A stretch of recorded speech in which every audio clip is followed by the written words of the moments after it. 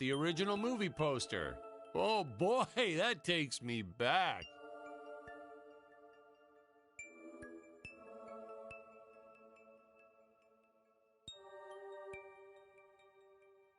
Hey, is this thing on? Can you hear me all right? Yeah, all good.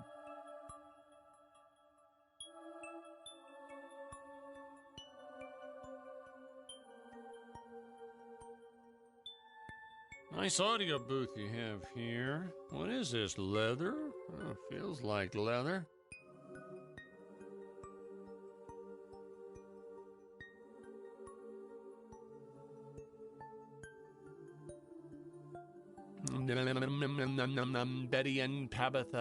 Betty and Tabitha traveled to Tibet. Okay, I'm all warmed up and ready to go when you are, Patrick.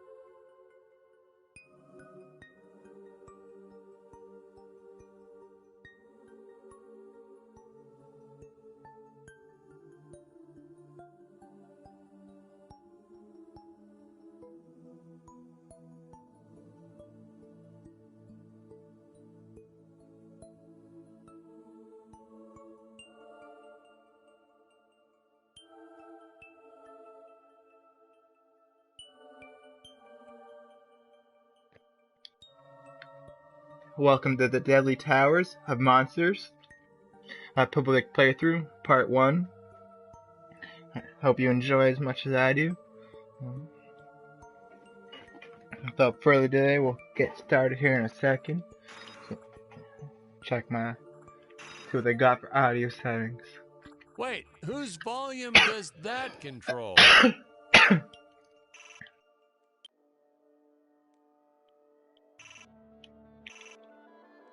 What?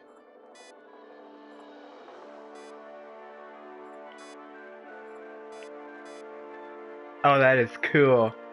Bring you back, man. Bring you right back. We digitally cleaned up the old 35 millimeters. Much nicer now, huh? Yeah, well, actually, I hadn't noticed. It looks alright.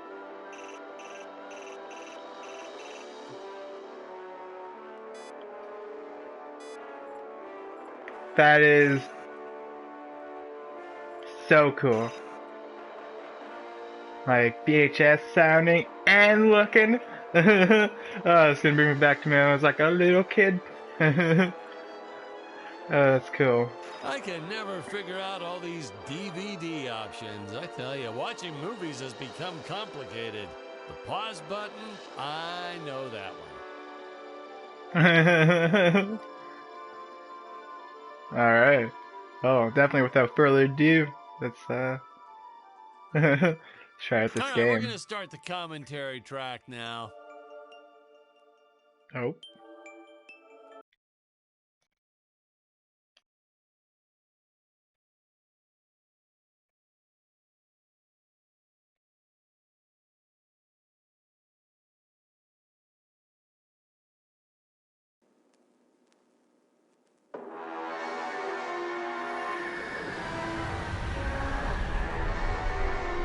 Hello, Dan Smith here. I directed this film back in, well, it feels like a century ago. Yeah. The studio asked me to provide a commentary track for the DVD release. And wham! Straight into the action. No fluff or anything. That's what we did back then. Crash-landed ship. Out pops our hero, the fearless Dick Starspeed. What?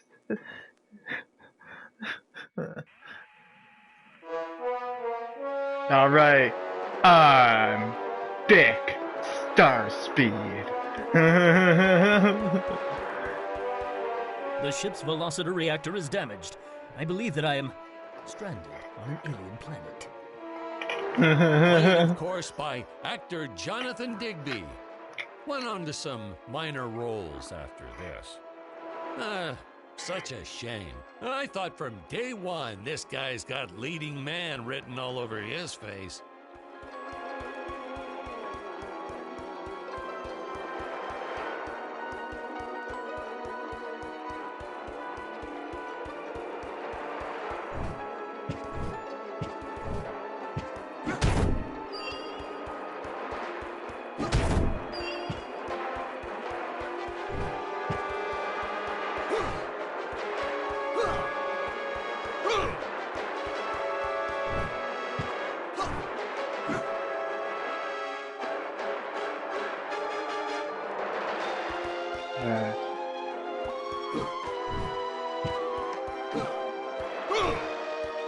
I'm often asked why Dick breaks these boxes. He actually ad-libbed it. I told Jonathan, always keep things exciting.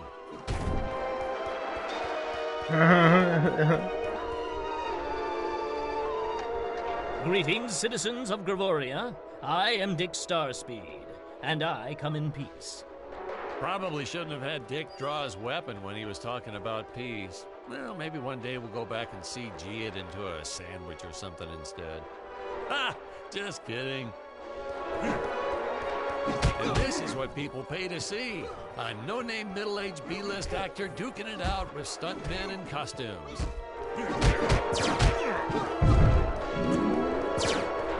Such stunning choreography. The extras in those robot suits really knew how to take a punch. Oh, literally. I told Jonathan not to hold back. Give it all to him.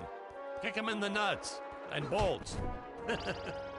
And I know what you're thinking, but don't worry. We handled it responsibly. We made them all sign waivers not to sue for injuries.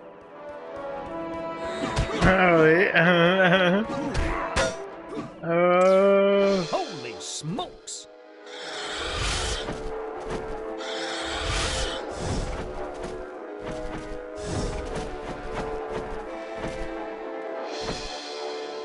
If I land squarely on that grain silo, I should survive this fall unscathed.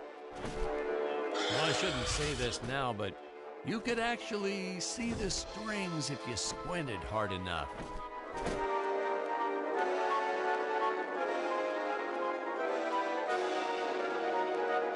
A screenwriting trick from back in the old days. You put a grain silo or some haystacks down and it solves all your gravity-related problems.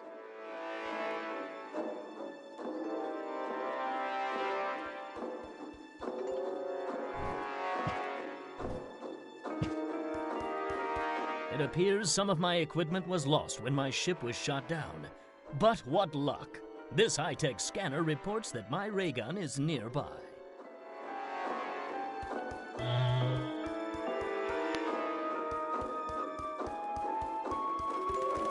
Oh, the dinosaurs! You just don't see quality stop motion like this anymore, do you? Someone actually sat there and moved them, frame by frame. Today, it'd be done with computers, but where's the artistry in that?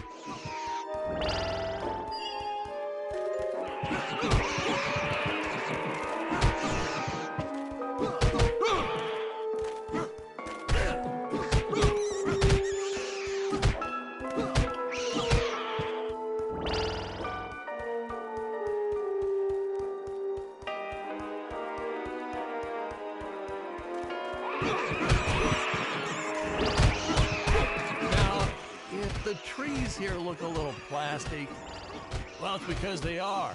I took them from the set of my last film, Vampire Island 2. We got our fair share of nasty letters from scientists complaining about our portrayal of the dinosaurs. Was news to me. Apparently, these stegosauruses weren't meat eaters. Must have preferred shellfish or something. Wow, how do they know? That's what I say.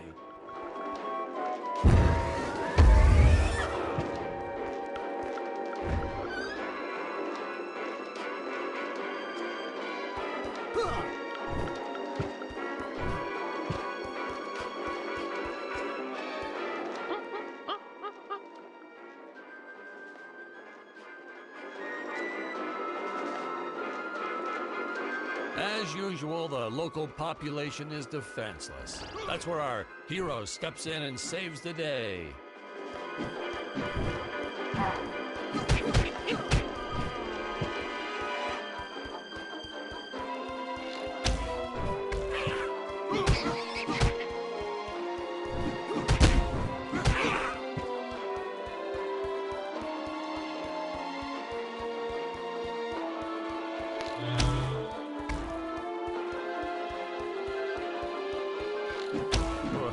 We put Jonathan through a lot shooting this film.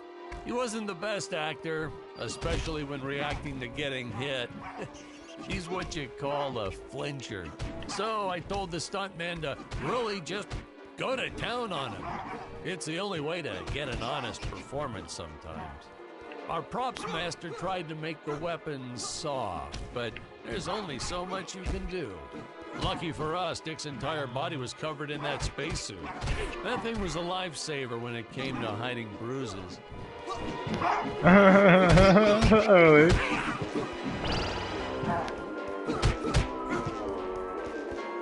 How curious. They dissolved into what appears to be gold.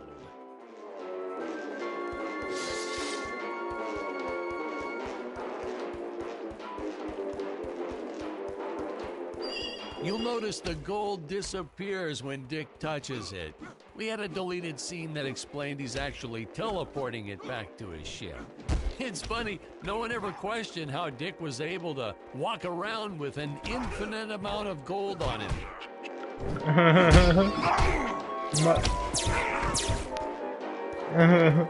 We'll make a blast you. Hey. Oh.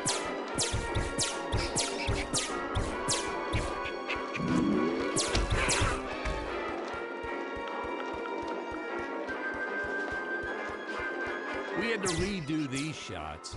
Our first attempt was kind of a disaster. We tried using real apes, thought it'd cut down on the costume budget a bit. But have you ever tried working with apes? They are the worst actors ever. They don't sit still for a moment, and the second you take your eyes off of them, they're flinging their feces all over the place. Jonathan refused to work with him after he got, well, let's just say that he had to take more than a couple of showers one day. You know, you never forget the smell of monkey poo. We steam cleaned the studio top to bottom. Still never got rid of it entirely.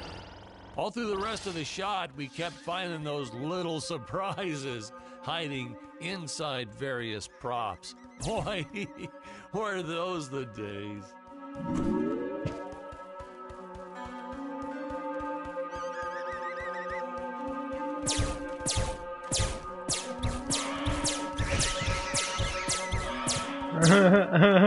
Fuck you, dinosaurs.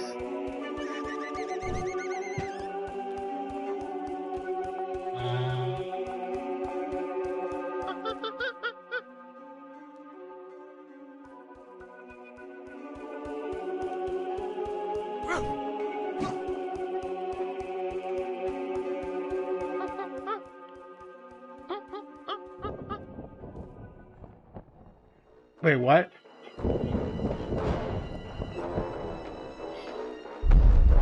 Some really top-notch stop-motion effects, huh? Unfortunately, we skimped on the Dick Starspeed puppet a little. The Earthman is not for you to eat, fiend! Well, this was groundbreaking. We had the woman rescuing the man for once. We were really ahead of our time with this scene, but well, then again, I've always been rather progressive. The studio execs didn't seem to get why it was such a big deal, though. Sorry, we don't see this as anything unusual. Ha! Of course! It's unusual! A woman would never save the man. It just doesn't happen. Not in the movies, not in real life. I don't know why we didn't get more recognition for this scene. No, I guess I was just a little too ahead of my time. Oh no. Yeah, like that.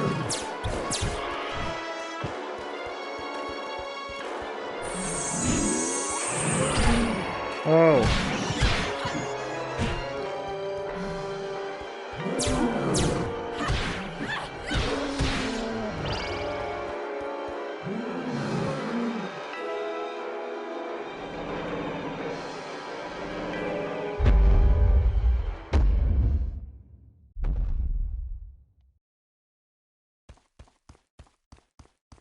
Thank you for saving me, strange woman. What is your name? I am the magnificent Scarlet Nova.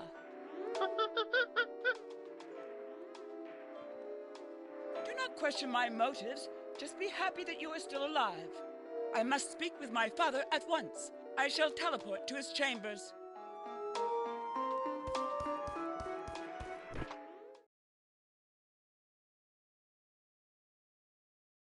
Huh? Where is this place? This is not my father's chambers. You have disobeyed me for the final time, Scarlet. Enjoy an eternity in the Tower of Eternal Solitude. For all eternity! Ha, the old fool did not notice I am wearing my jetpack. Booster usage. Jump. Wait. Wait. Use booster. What? Survive deadly fall.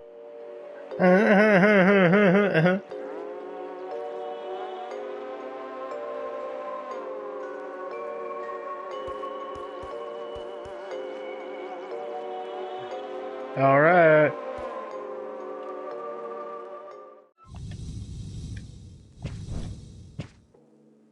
That was trippy. Nice.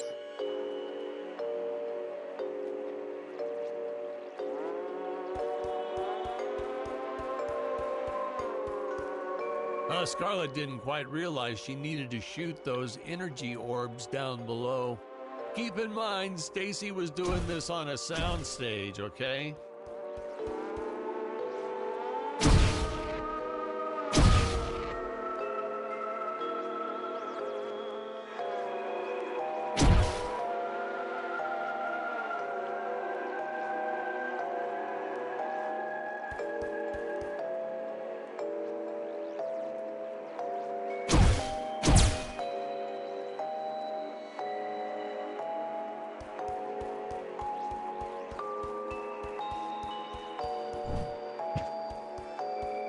Oh, I see.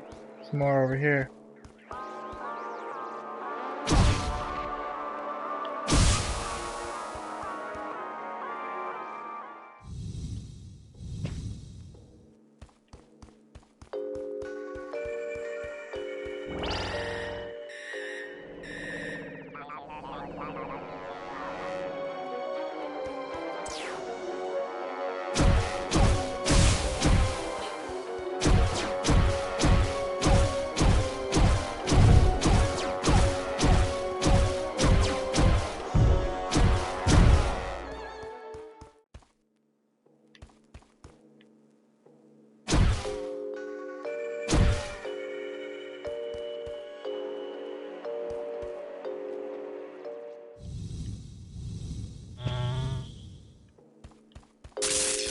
The energy imps. Such a neat effect. We had to paint each movement frame by frame and superimpose it into live footage. We were pulling all-nighters for weeks. Well, when I said we, I meant the artists. I'm pretty much useless if I don't get a solid 10 hours. But they were at it forever. They had to redo it all because I accidentally told them red instead of blue the first time. Artists.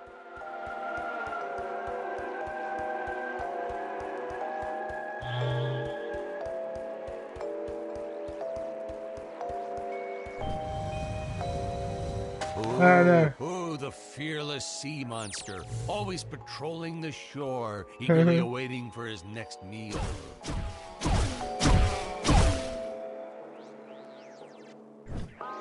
I designed this to reflect the Didn't even human jet back that bad. condition. Always hungry, never satisfied. The bottomless pit of the beast's stomach. I don't know, you say stuff like that in interviews and your film always wins awards. I shall only be able to utilize the ones I activate manually.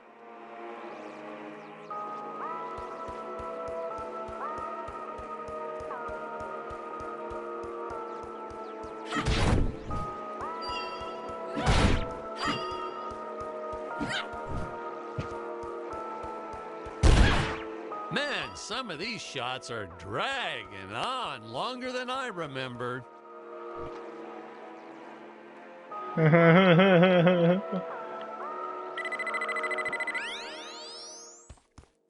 Hey. Ah, I knew you would return.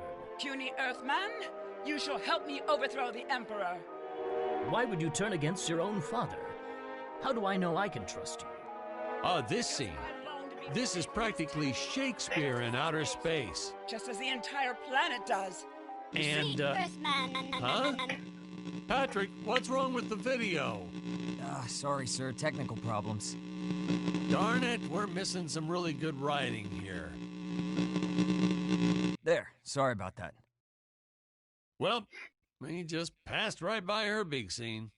Basically, they agree to work together, but one must stay behind in the sleep chamber at all times. Should I rewind? Never mind. I'll continue from here. What?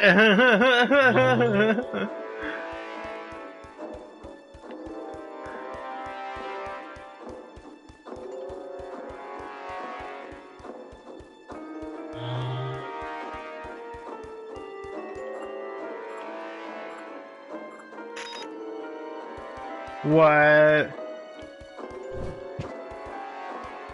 Hey.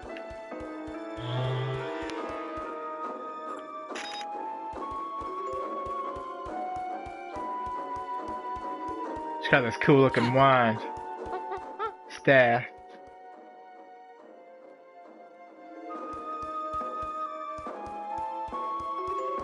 They shall not pass.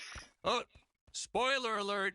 Our heroes may or may not find a particular tool that will allow them to destroy those rock barriers later on in the film. Right from the start, our budget was a little tight, even by standards back then. To make do, Tony shot a couple scenes in black and white. Originally, he intended to use it for flashbacks. But then I had to break it to him. Our film doesn't have flashbacks. We almost made it a silent film just to cut costs.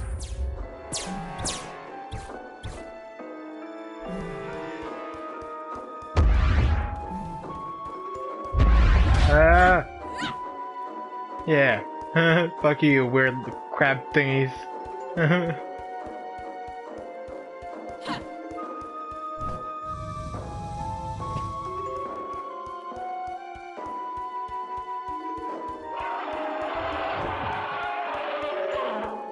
I felt it was an absolute necessity we have a T-Rex in this film, but we got this Serato thing instead. Of course, I went through the whole production thinking it was a T-Rex because, really, who can tell the difference anyway?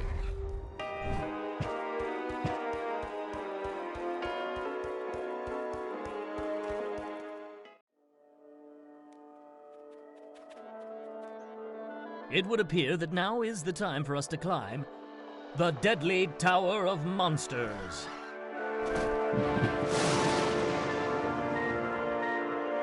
Good screenwriting 101. Always announce the title within the film itself. How else are you going to let the audience know your heroes really mean business? Now, that weapon, it's just an electric shaver, but you know, I bet you'd never guess it was, would you? They look so futuristic.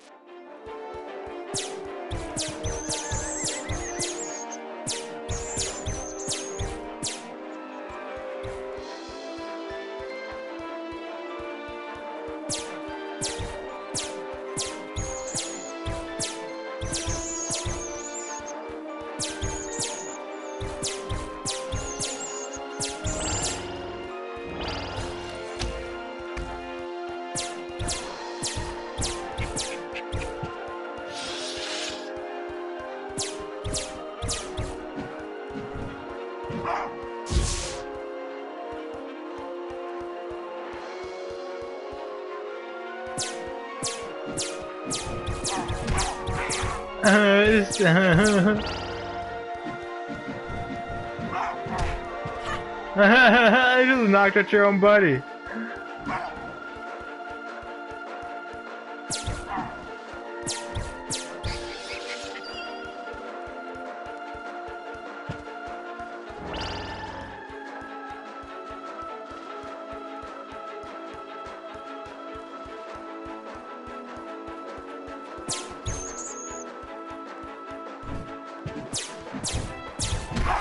Oh.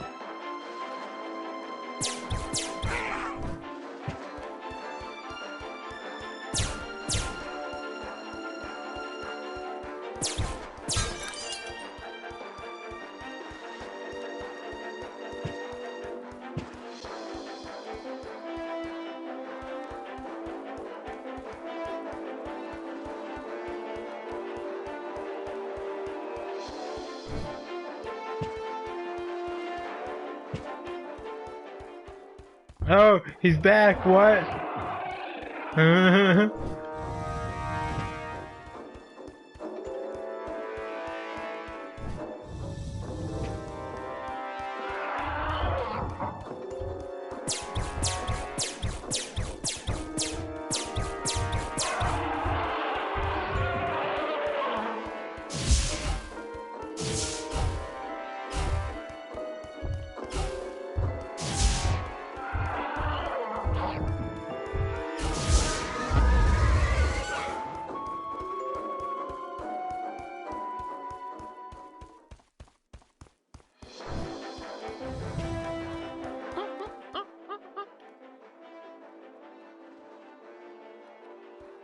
Doom. I I like could have made Doom. use of that one at some of our meetings with the studio. Oh, you'd like to see records of where our budget went to this month? Sure, let me get that for you right now. Foom, foom. Yeah. Unfortunately, those meetings ended in a much different way.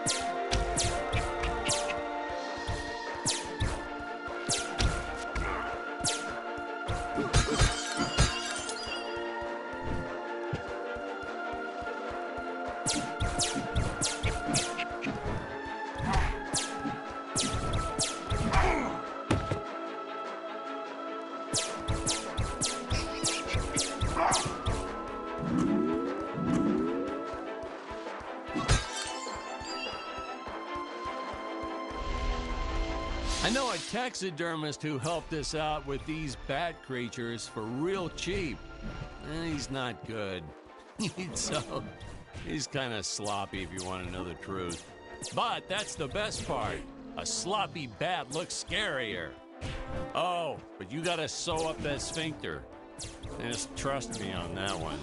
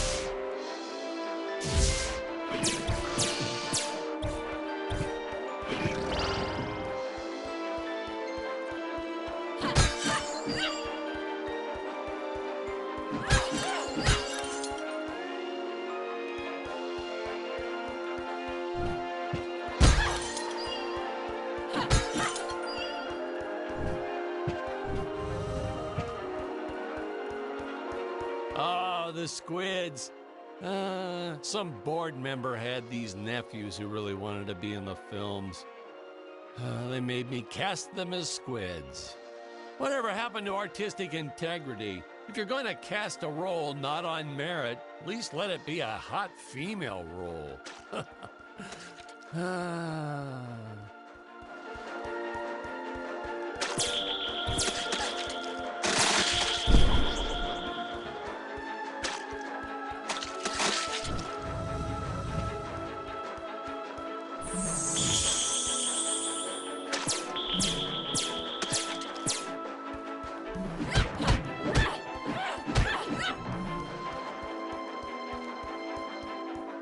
My effects team kept assuring me the strings wouldn't be visible in the final cut, but I could see them.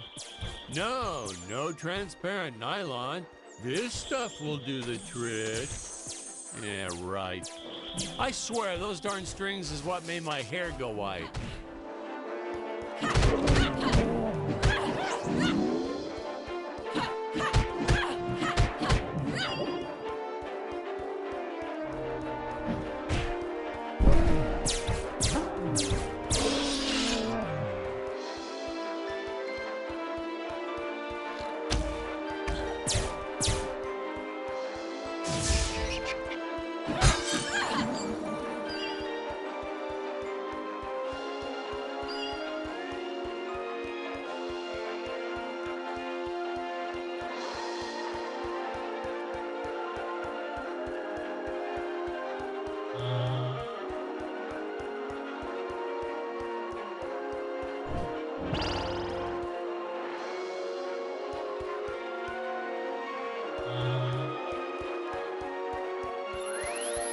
Air teleport usage.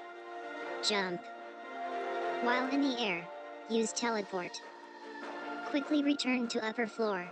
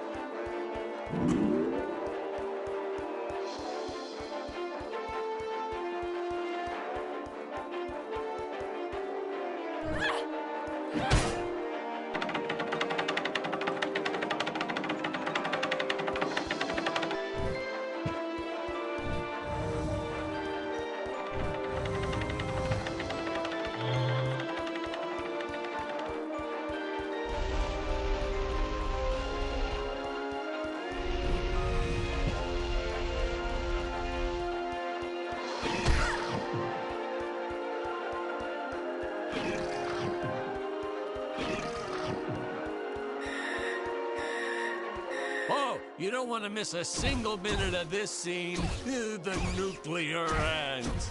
Hey, we need to remind the audience our heroes are climbing a tower, so I needed something that would stick to the wall. Originally, we had these web-footed what-have-yous. Not very scary. And then I left some cake out in my trailer, and it was crawling with ants in the morning. And that's when it hit me. What is the most obnoxious thing in the world?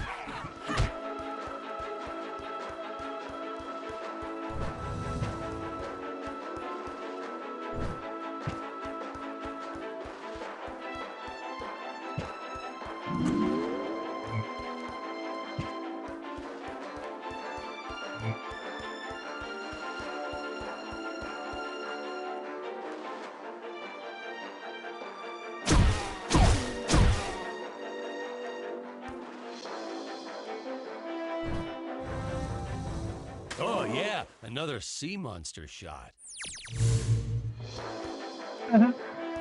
Gotta get those sea monster shots in. Headset's gonna die. Here's the start and plug it in.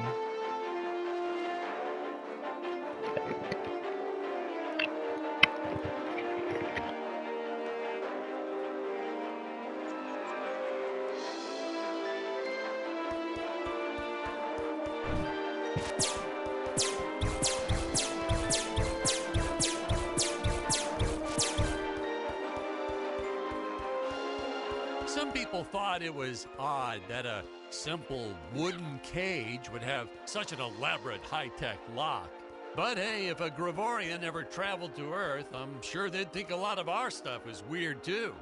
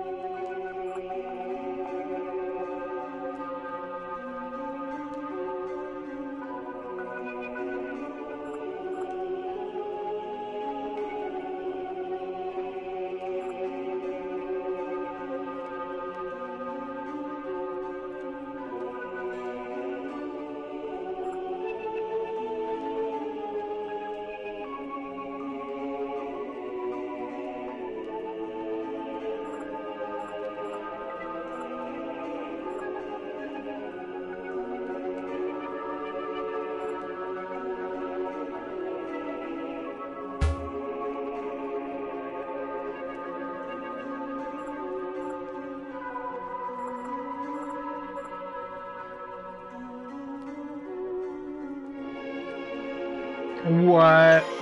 I need a piece? No way.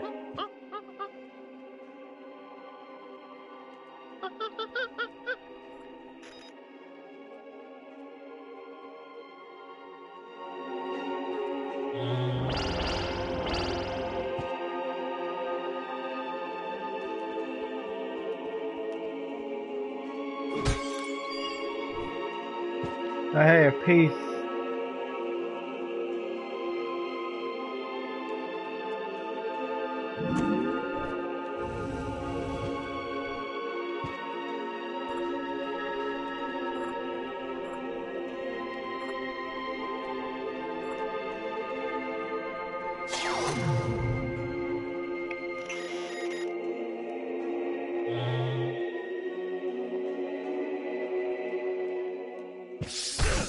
Oh. Oh.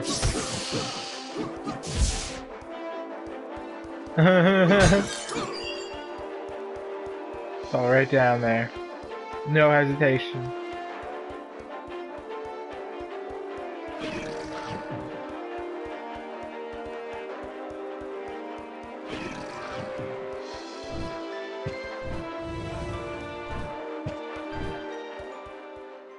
Alright, I'm gonna quickly grab some. Oh! Quickly grab some more soda. I'm gonna stand on the top of this thing. Give me a quick minute.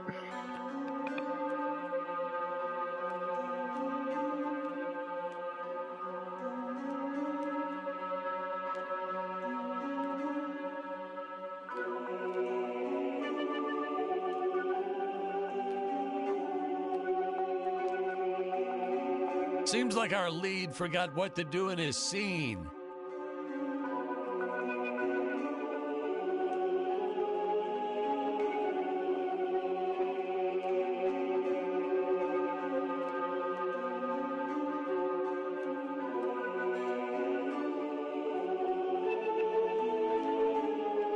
I was trying to push a new style of filmmaking.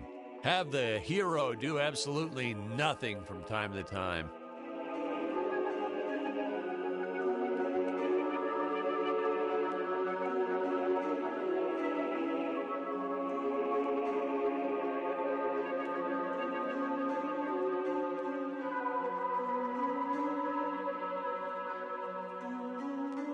These nice still shots are great, aren't they? Just hold still, leave the camera way back like that, admire the music and the set pieces.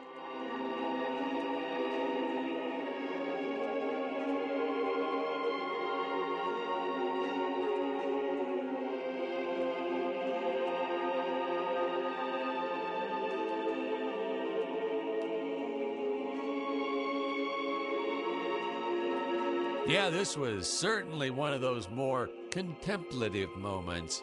Our actors really like that whole method acting thing.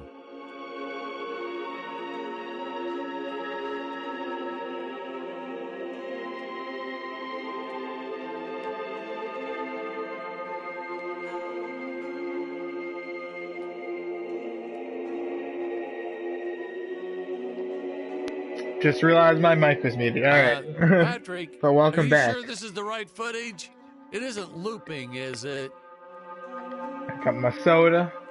Let's continue this adventure to this tower.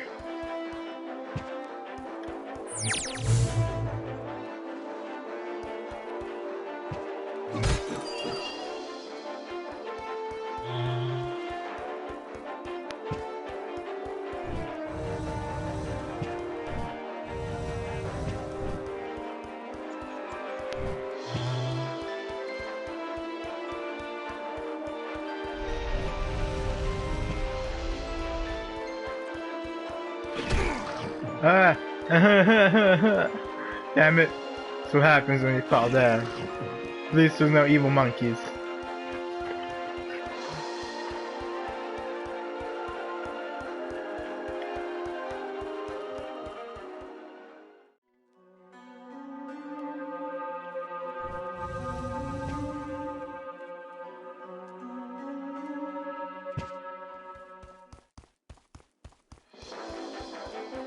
Oh no!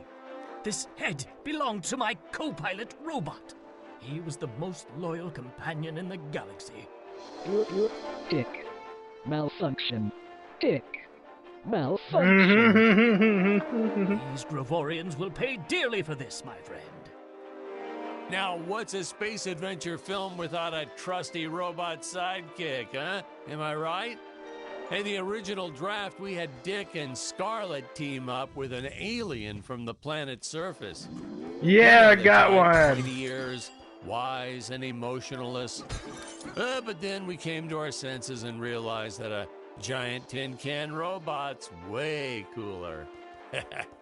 Besides, everybody was doing the alien thing back then. You know me, I'd rather be a trailblazer. Uh-oh.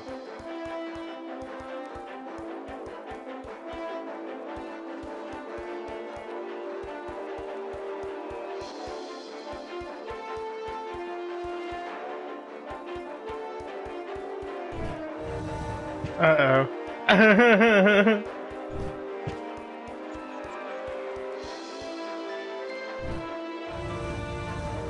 Well, in the original script, Dick had a number of scenes that took place in the belly of the sea monster. He actually meets a whole tribe of diminutive mermaids and saves him from extinction. We cut all that for time. So Uh-oh. now, I don't Dick's know what to do transition now. between sea and land seems a bit abrupt.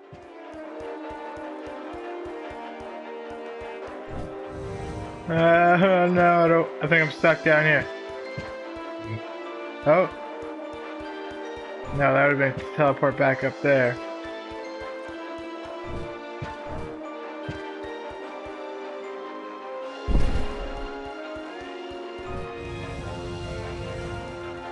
Oh yeah, another sea monster shot.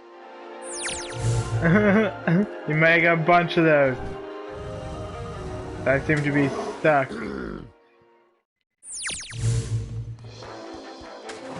Oh no.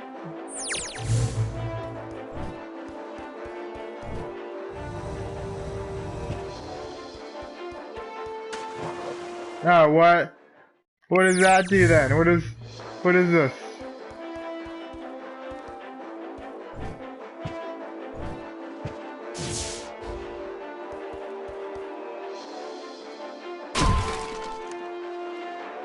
Oh, that was nothing? Oh no, now...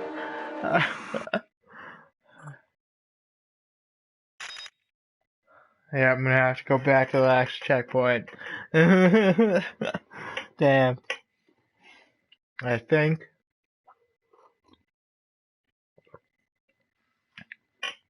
Let's try landing on that... Oh, evil monkey.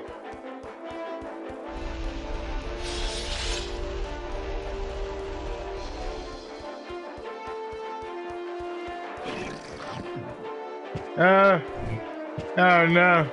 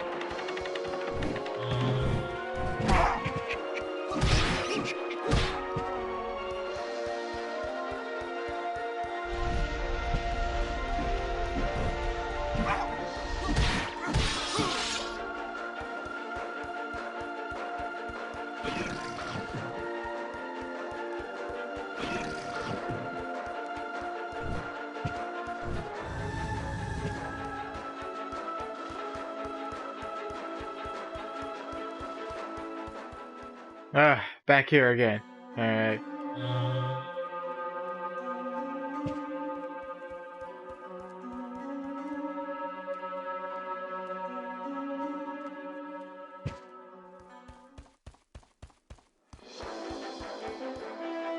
This head belonged to my co-pilot, Rube. He was the most loyal companion in the galaxy. Dick. Malfunction. Dick. Malfunction. These Gravorians will pay dearly for this. Now, what's a space adventure film without a trusty robot sidekick, huh? Am I right? In the original draft, we had Dick and Scarlet team up with an alien from the planet's surface. You know the type, pointy ears, wise and emotionless. But then we came to our senses and realized that a giant tin can robot's way cooler. Besides, everybody was doing the alien thing back then. You know me, I'd rather be a trailblazer. Yeah, I don't care if I lost half my health. I got it. I'm doing some upgrading now. Hell yeah. Alright.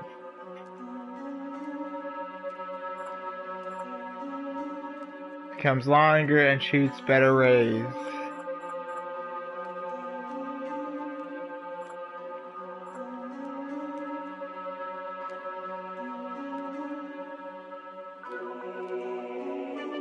Ultra space baton.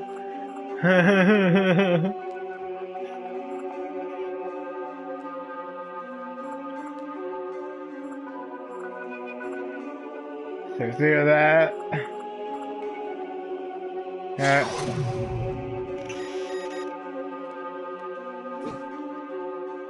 Oh snap. Ultra space baton.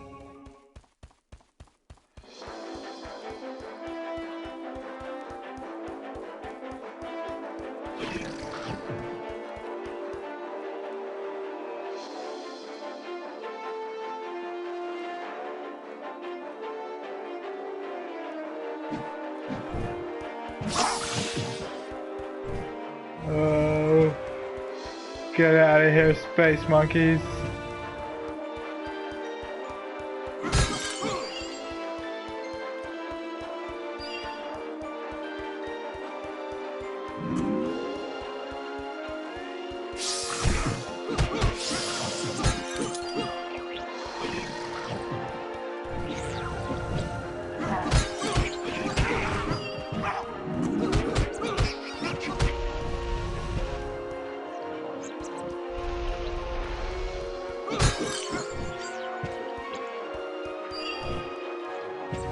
Oh no.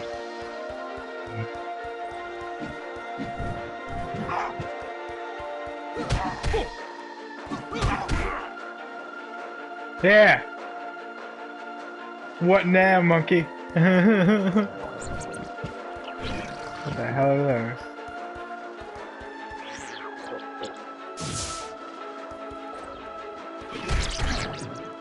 Oh.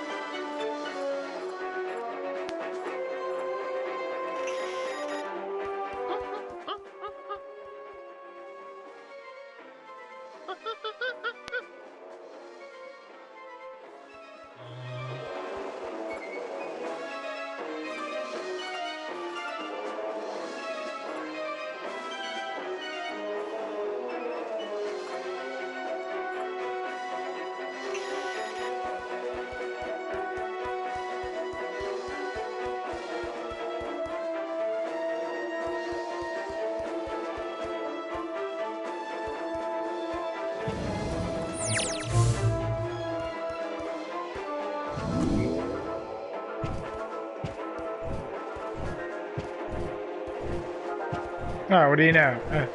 Oh no! Oh, that was close. Let's go, just get this checkpoint.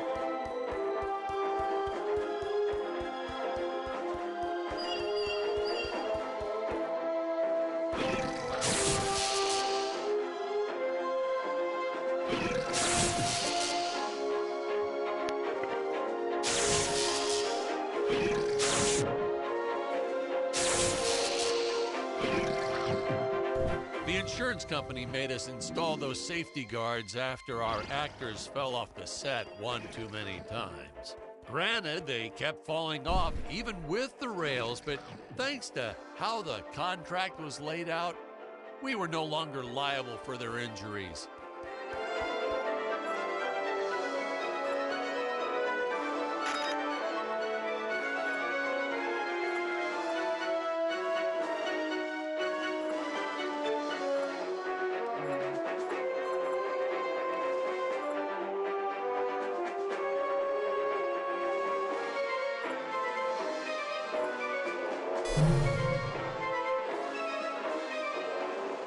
Oh, I gotta go back to level mission 1 and get my first one.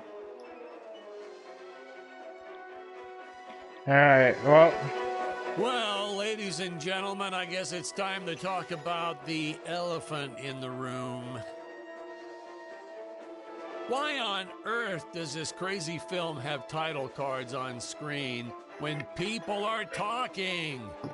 You're thinking that, aren't you? I know you are.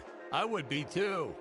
Well, we had thought about making it a silent film at one point, so we shot a lot of scenes up close like this, with the dialogue written out for the audience to read.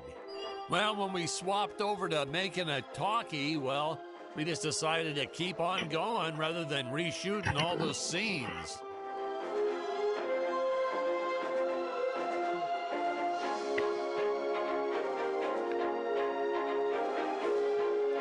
Makes sense. Yeah. Once I get to the next checkpoint, that's when I'm gonna call it the ending of this one, and then I'm gonna switch over to Alien. And oh no! Oh no! Didn't get off in time.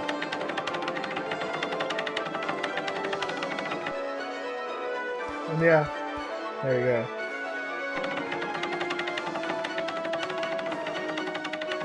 But Alien should definitely be some fun. That game always gets my heart pounding. This game is really cool though. Glad I downloaded it. Oh. Oh.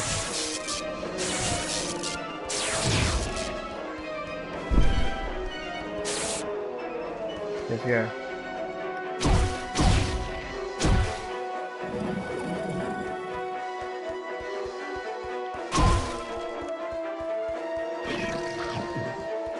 Whoa.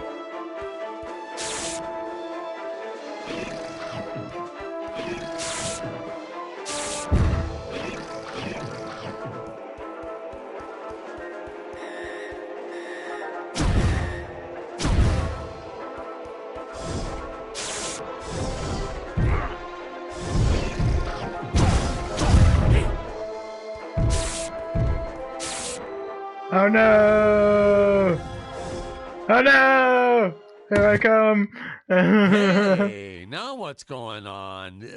This isn't the right cut. Sorry, sir. These must be unused scenes for the DVD extras. I don't know how I mixed them up. We'll go back and record that part again. Using the right scenes, I suppose. Wow, that's so awesome. It's actually a really neat game. I like how this is going through.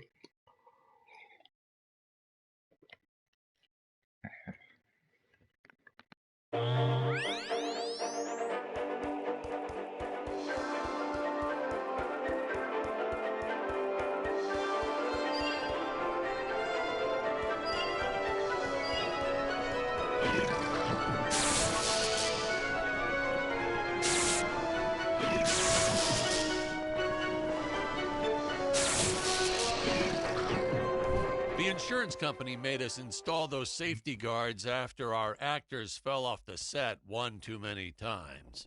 Granted, they kept falling off even with the rails, but thanks to how the contract was laid out, we were no longer liable for their injuries.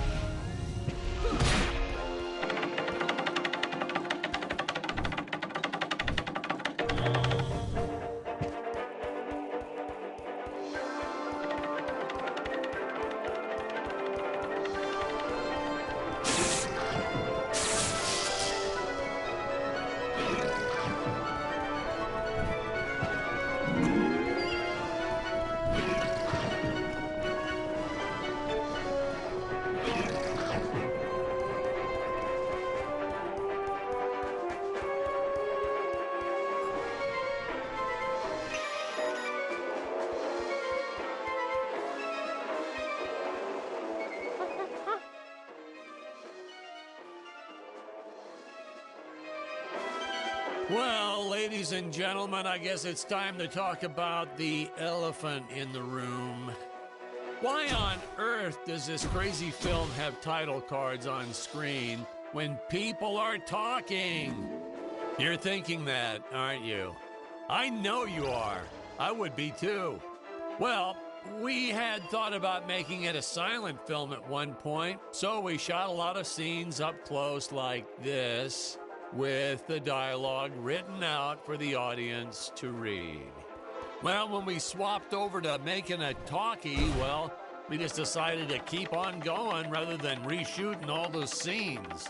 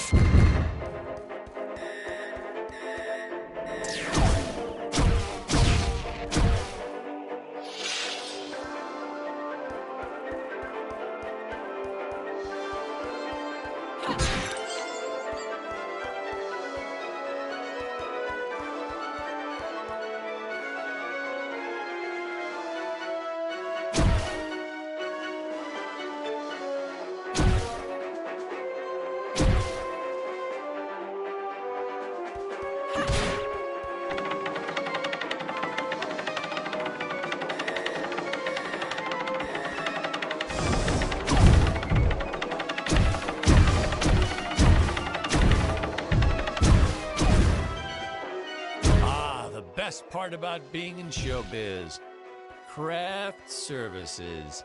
It's like never-ending supply of free food all day long. I never had to pay for a single meal. Hey, Patrick, I notice you guys don't do that here in your studio. You should talk to your boss. Maybe even just a bagel station.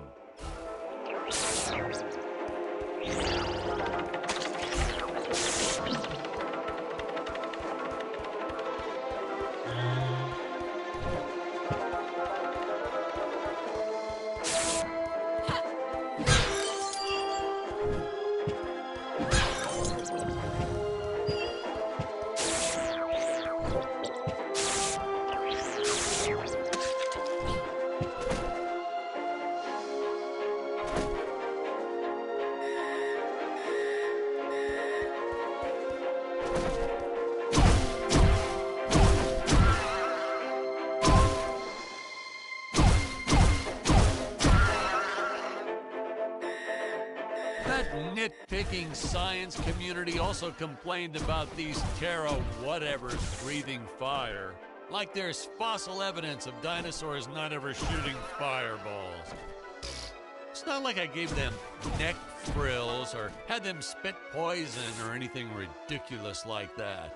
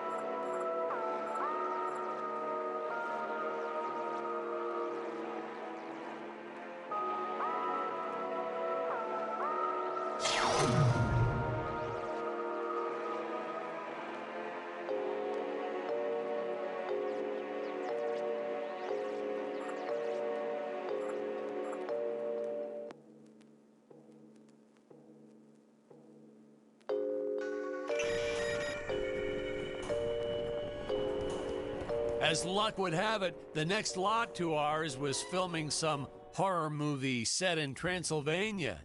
So we signed a soft contract with them to use their set after they wrapped for the day. And by that, I mean we kind of snuck in and filmed it real quick when no one was looking. I had my assistant Phyllis keep a lookout for the security guard.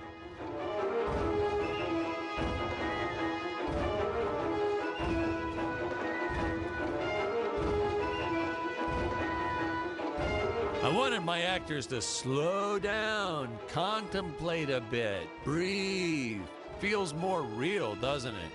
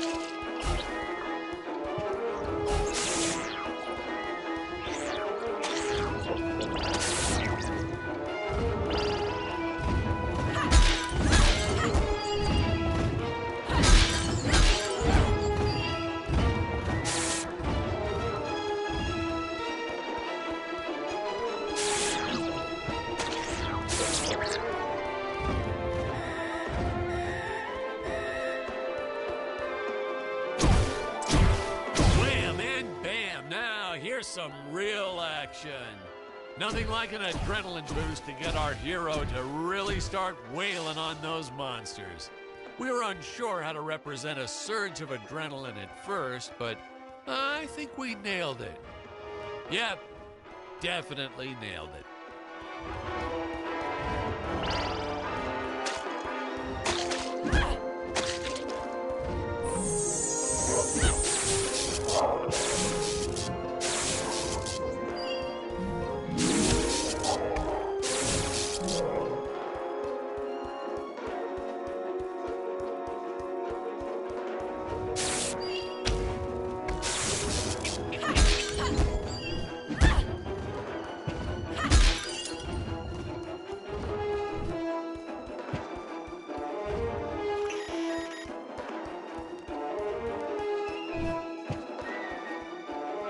Originally, we shot this scene with Scarlet using the landmines, but then I came to my senses and we reshot with Dick.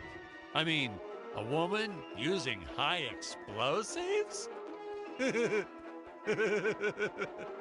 This may be a science fiction, but we have to keep things at least somewhat believable.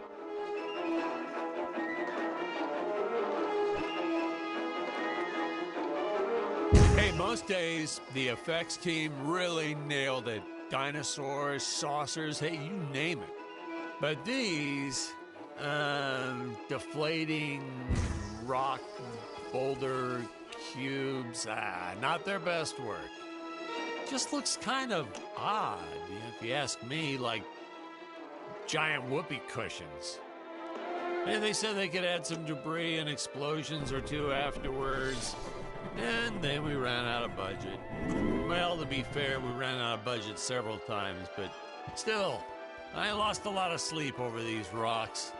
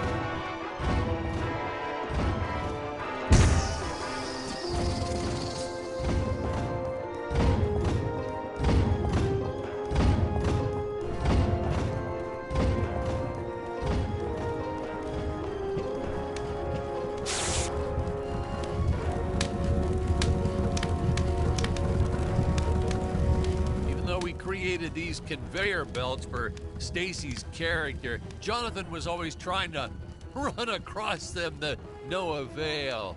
I probably should have told him that we slowed the belt down whenever Scarlet runs across, but I got a real kick out of watching him try.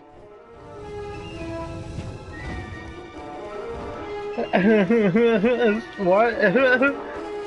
An asshole. Whoa. Oh. Switch characters then. Where's that character switcher?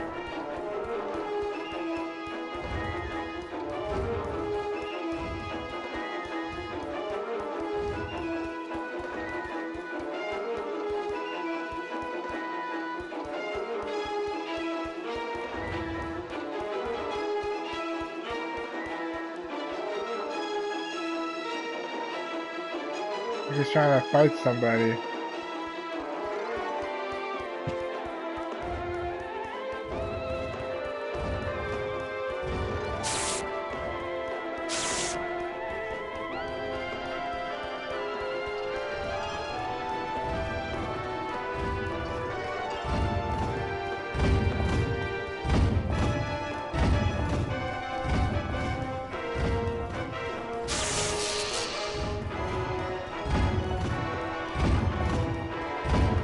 Oh no!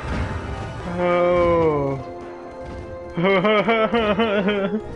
That was close.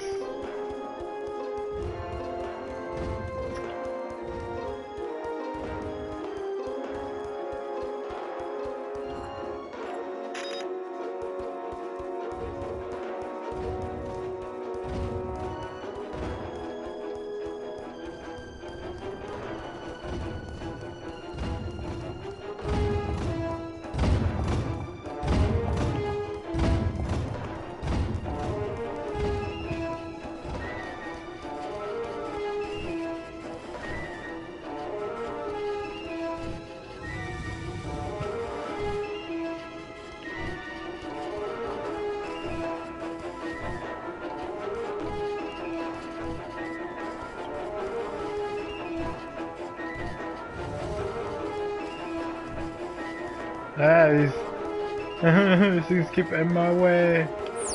I know.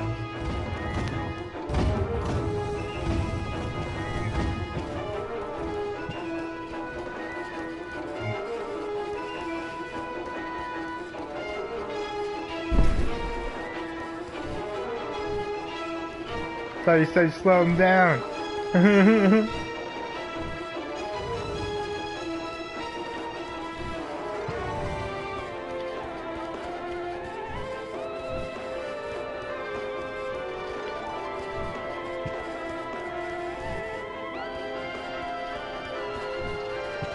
Don't be slowed down at all.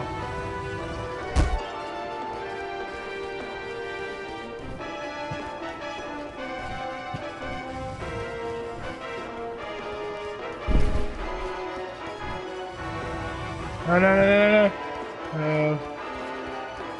No. No. Ah, nice. Haha. Alright. There's gotta be a way.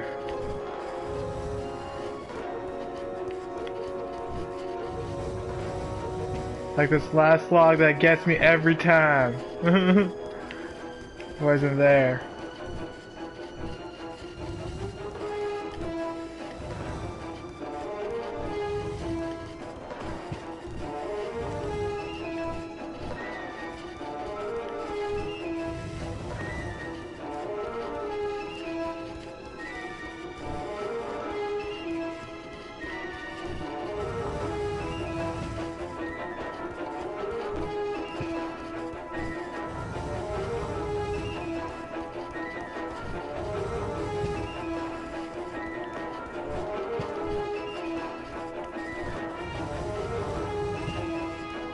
Alright, fuck it.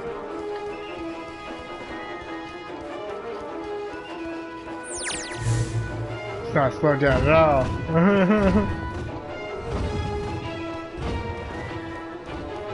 We first tried this one with regular logs. Well, that was disastrous. I'll tell you, never mess with physics. It was kind of, well, to be frank, it started out nice, but then... Well, it was a death trap. Just plain and simple. It was a death trap. Poor kid holding the boom almost broke his leg. Guess he played basketball in college or something, because he leaped right at the last second. Whew! Crisis averted. My props guy wanted to swap them with some spongy material for safety, but I had a better idea. Let's set the logs on fire. Then the crew will be sure to be safe dealing with them.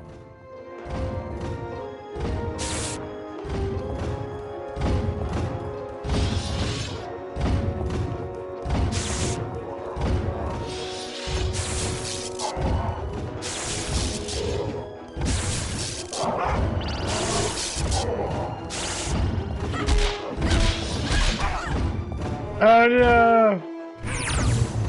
I'm back, Vicky!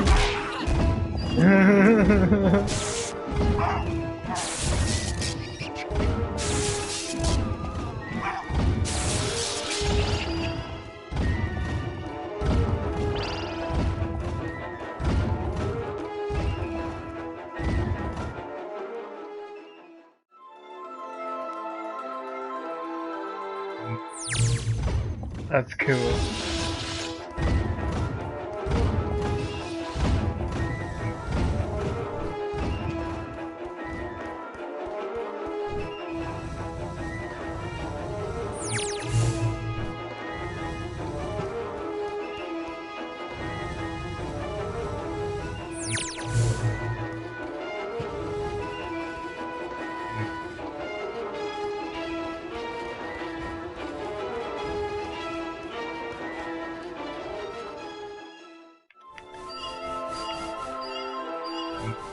Oh, it is totally something. Okay.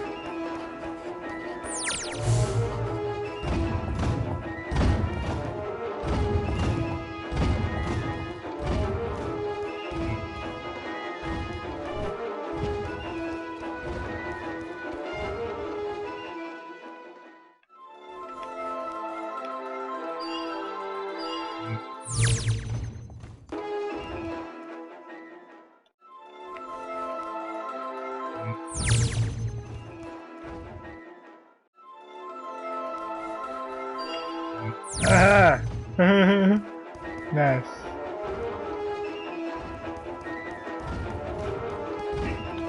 That's actually a pretty cool aspect of the game.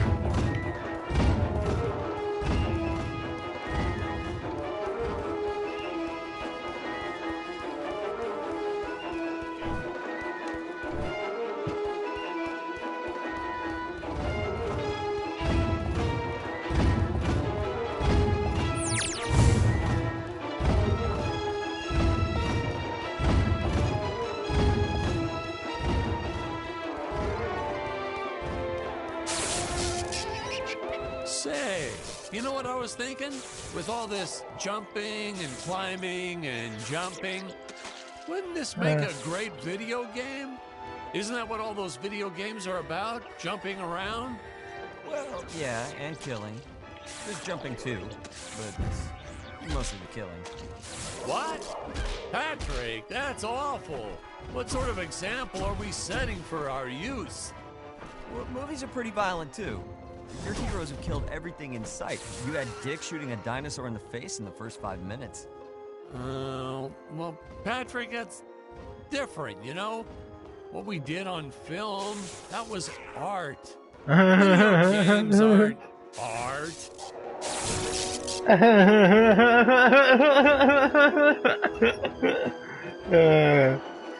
Awesome. This game, man. Like, a terrific game so far. Oh, you monkey.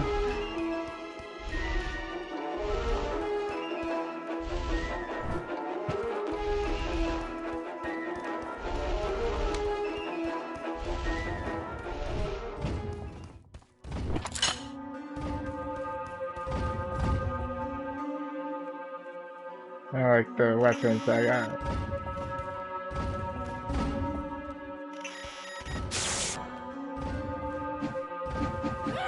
Yeah, I don't want that.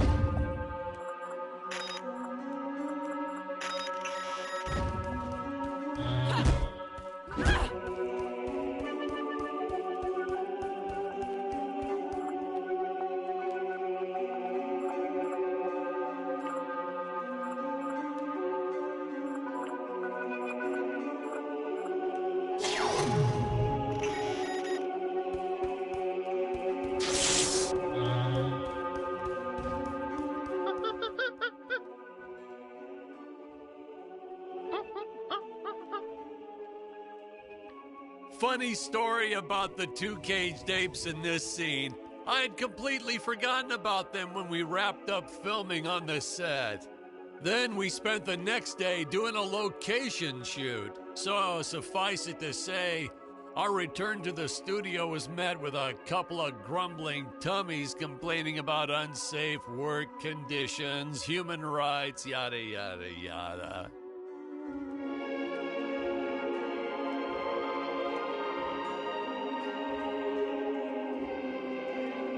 What the fuck? Yeah, that would suck.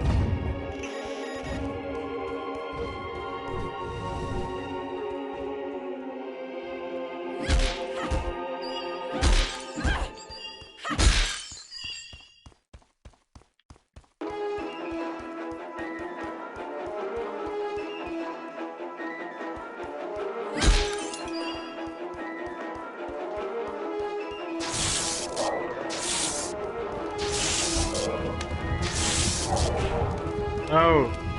Uh-oh. Uh-oh. Hi.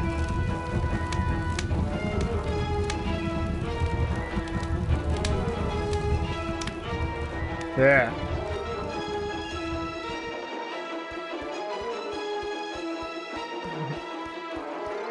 Very good that.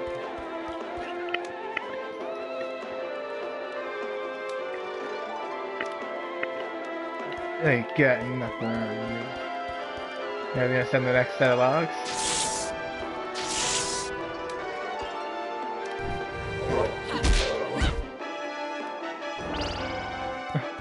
Oh, there goes his buddy. Hey, Patrick, I was thinking we should take a little break and get a bite to eat. You like Chinese? I know a great takeout. Well, we're not scheduled for a break for another few hours. Nonsense. Hey, you have to try the shrimp. It's the absolute best. But, oh, hey, I feel like I should warn you. It gives me horrible gas. But that's okay. We're friends, right? Really, sir. Studio time costs a fortune. Let's just stay on schedule. Good thinking. We could grab a real dinner together and go out for a night on the town. Yeah. Two young bachelors on the prowl. Say, where do you youngsters go these days?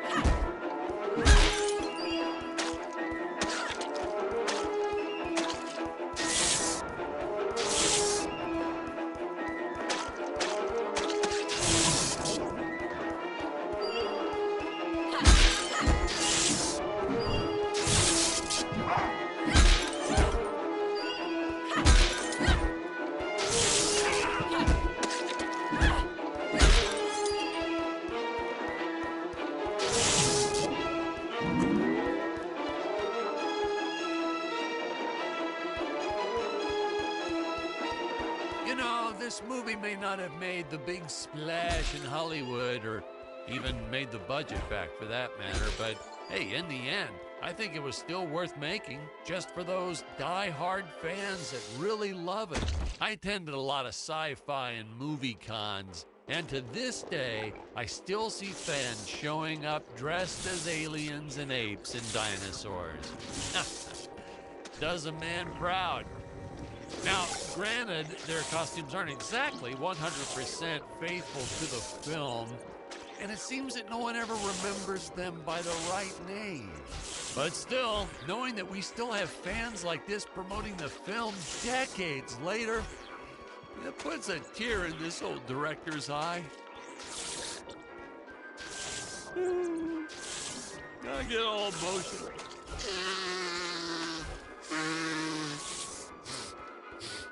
Okay.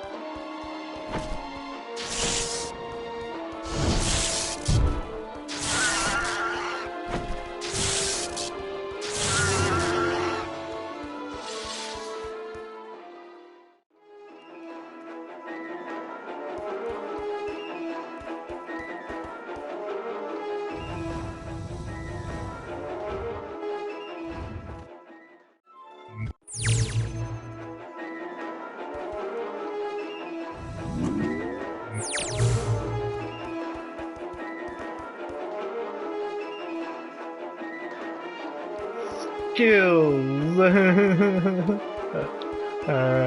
Continue this mission.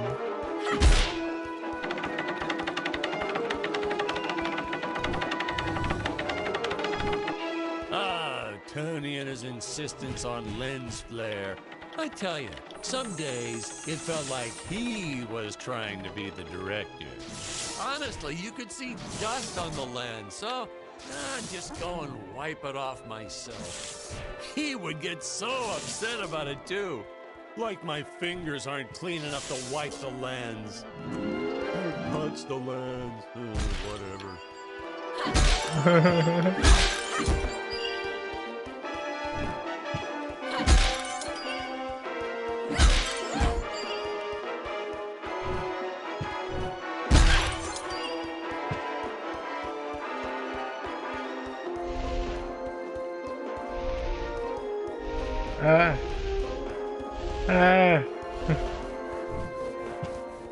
There.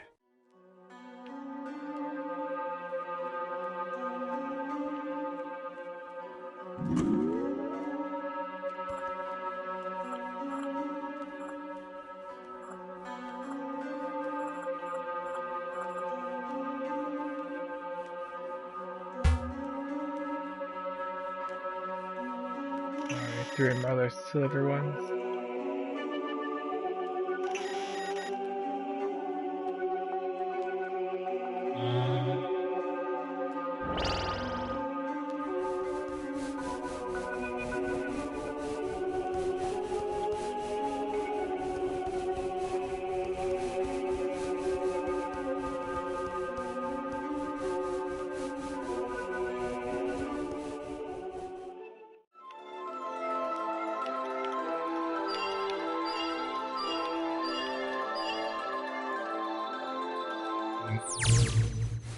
That's so cool.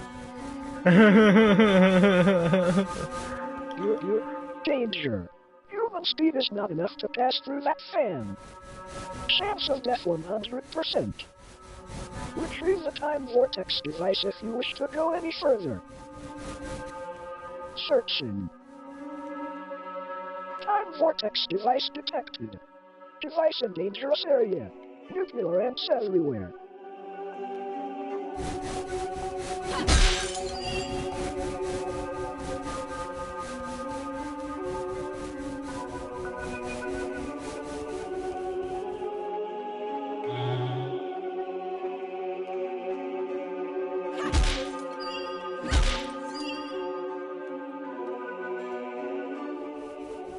Oh no. Well, I guess on to Nuclear Ant Island.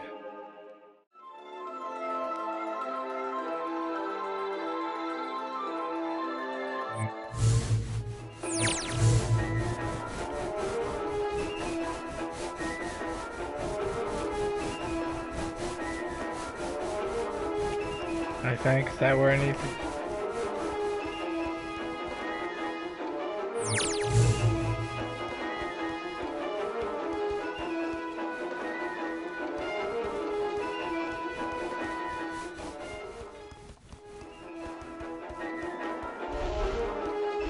Can't tell if that island is connected or not. Well, I'm gonna save this and then go try. There we go.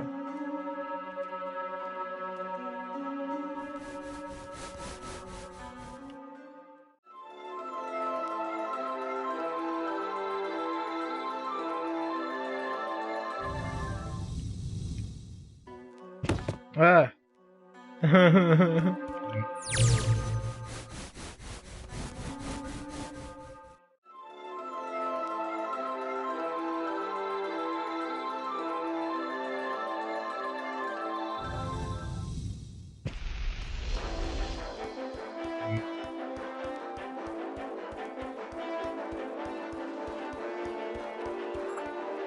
Hey.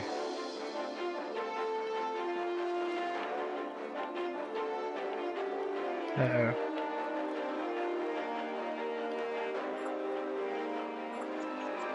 There we go.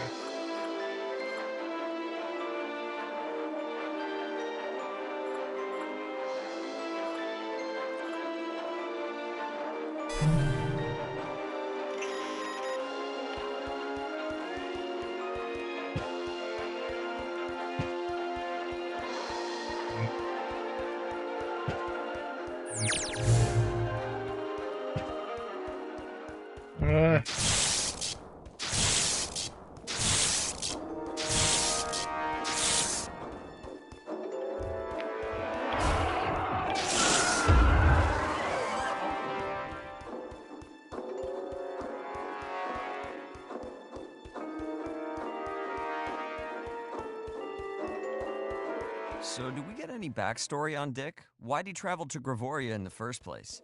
Did he do any research before landing there? Oh, Did he have what? a specific mission in that region of space? Patrick, if you keep getting bogged down by the details, how will you ever learn to just sit back and appreciate the work of art for what it is? Well. Damn.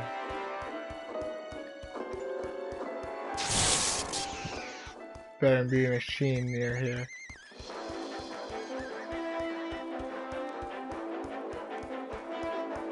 Yeah. Excellent. Alright. Let's go.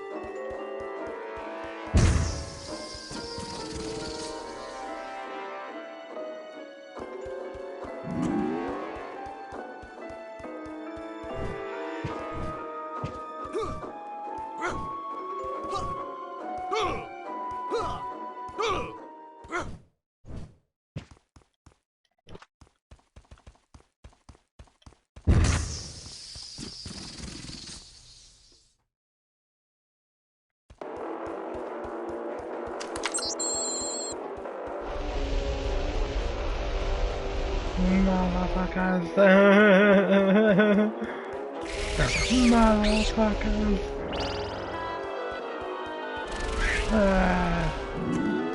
Ladies and gentlemen, no matter how sunny it is, don't store your paper mache props outdoors. They will get rained on. It's the law in this town, like Occam's razor or Stockholm syndrome, or I forget what it's called.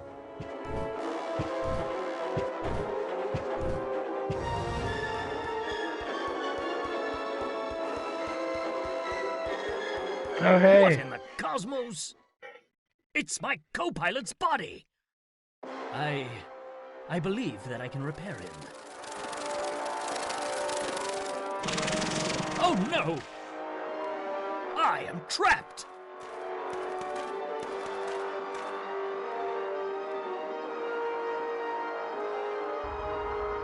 Master Dick. Master Dick.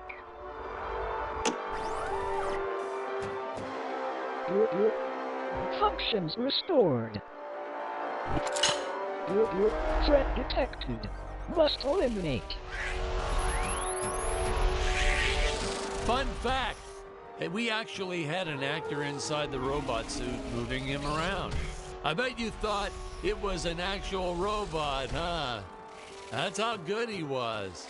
No rest breaks or anything. Hardest working actor I've ever met. What a trooper. It was a shame we couldn't afford to pay him. And of course, since he wasn't on the payroll, I couldn't officially add him to the credits. But still, what a trooper. Wish I had a dozen actors like him.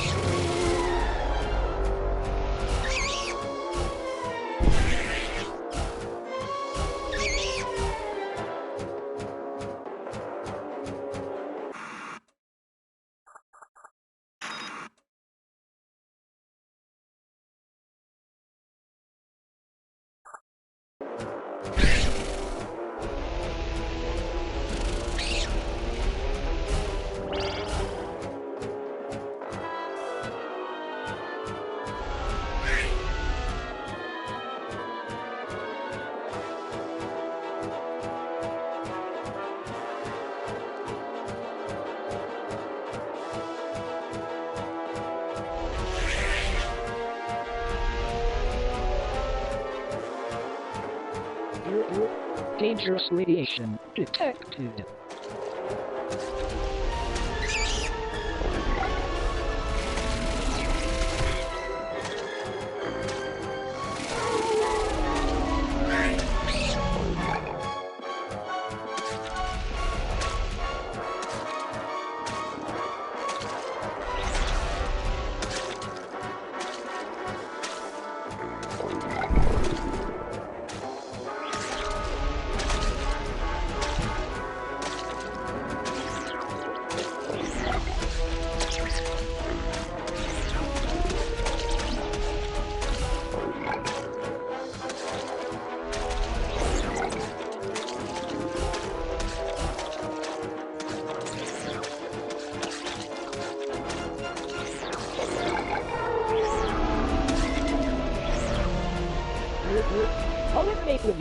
prejudice.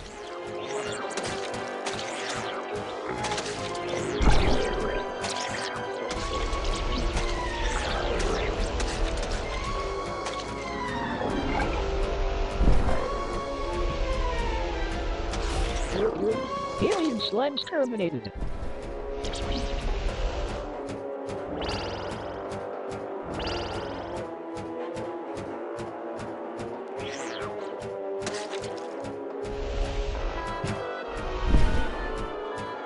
No, we didn't use the same material for the toxic waste as we did the slimes. I mean, why fake something when you have the real deal available?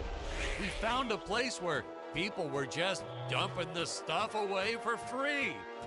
I was hoping the crew members handling it might get some cool superpowers from it, but no, nothing like that.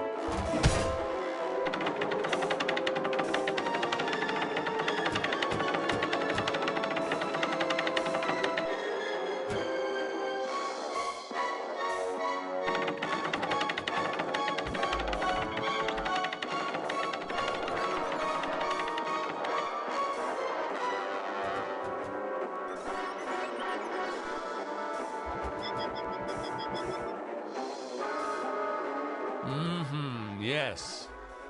A very artistic scene.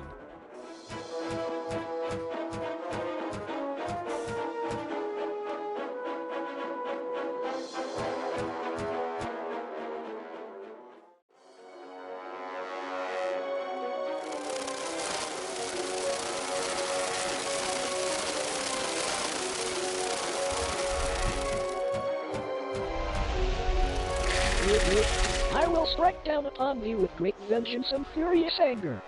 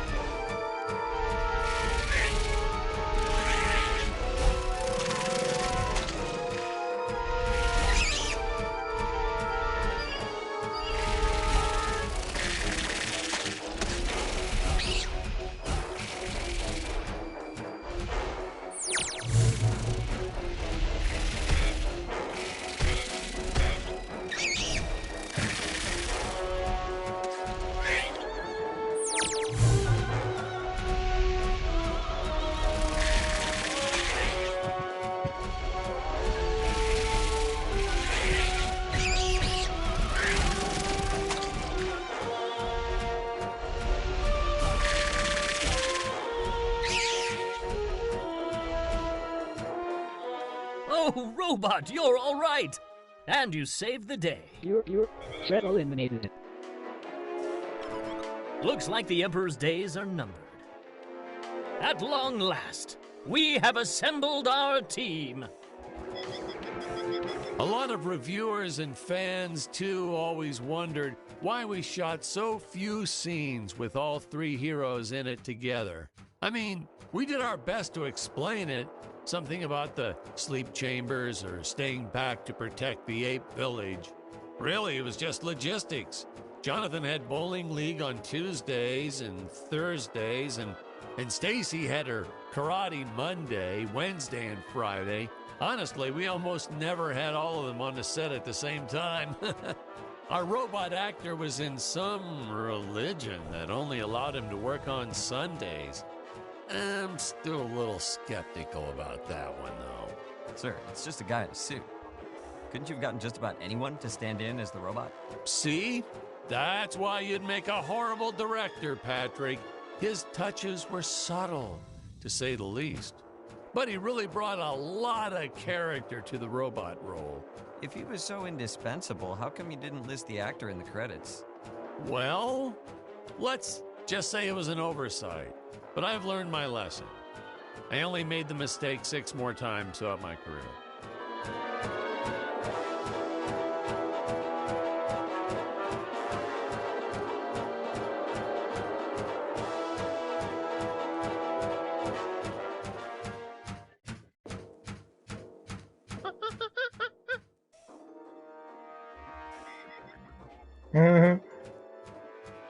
Party time.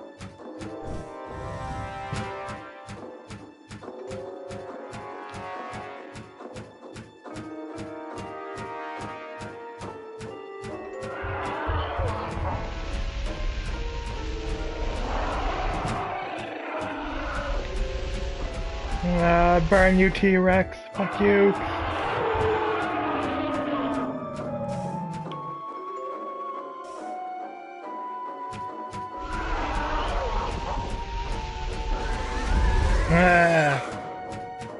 Dinner is cooked and served.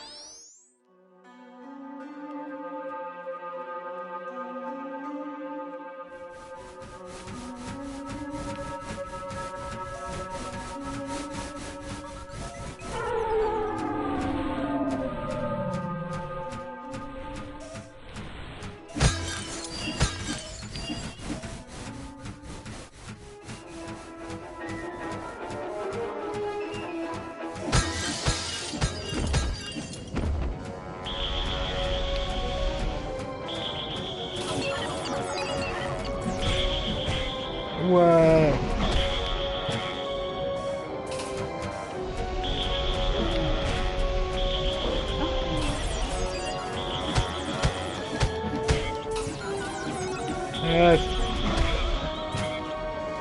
Stop pooping out evil Yeti thingies.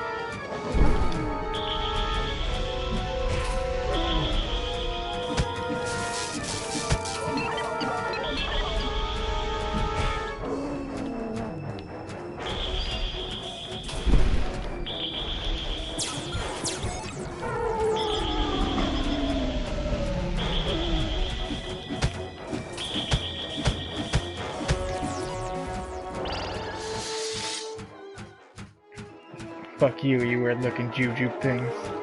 Ugh. These rickety old things, the higher up they went, the more they sounded like they were gonna fall apart. I'm amazed that no one ever got hurt, or worse, riding these things. Well, there was the actor we originally cast for Dick's role, but we don't talk about him.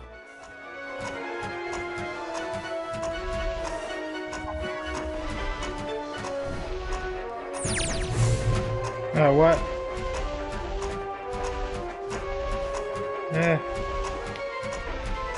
Ooh, you really start to get a sense of how high up our heroes have been climbing here. Reminds me of how the crew always used to comment on how high everyone was. Those jokers, they'd even say it when we were filming the grounded scene. And they all giggled like school children whenever they mentioned it, too. So I'd make sure to laugh even harder so they so much know fire I was in on the everywhere. joke. Whatever it was.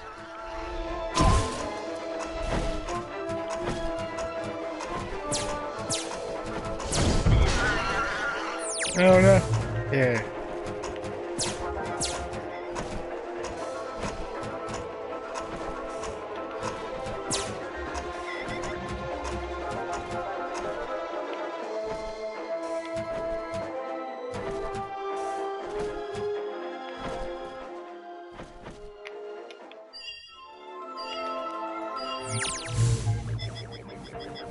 Wait, what?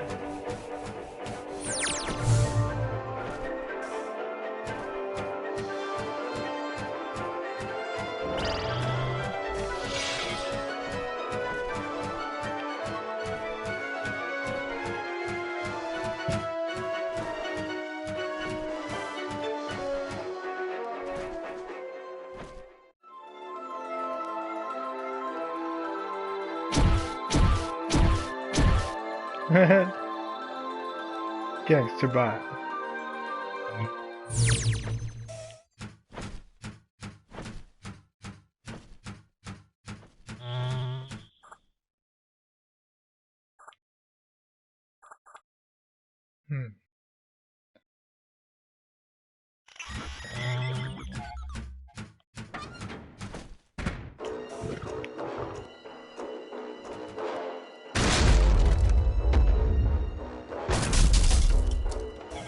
Fight this beast here. I must make for higher ground.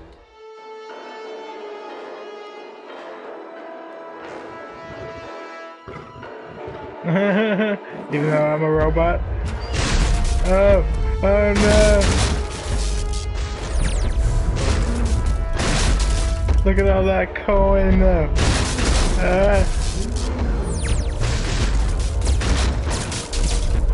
Get out of here. Oh no, you blew.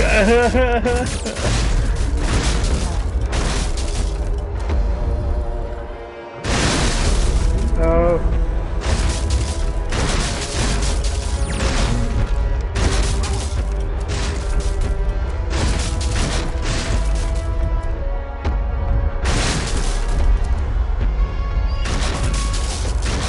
We actually built sets back then. Props, walls, you name it. Then, you moved bits and pieces around and created whole new scenes. Oh no. We were efficient. I adopted that technique to my... Oh, no, Patrick! You got the wrong footage again.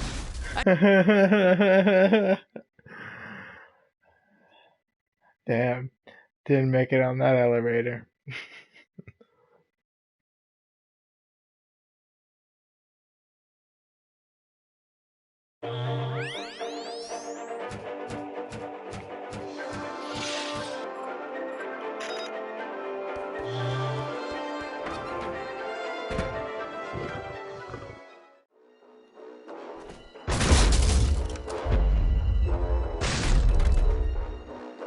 Fight this beast here. I must make for higher ground.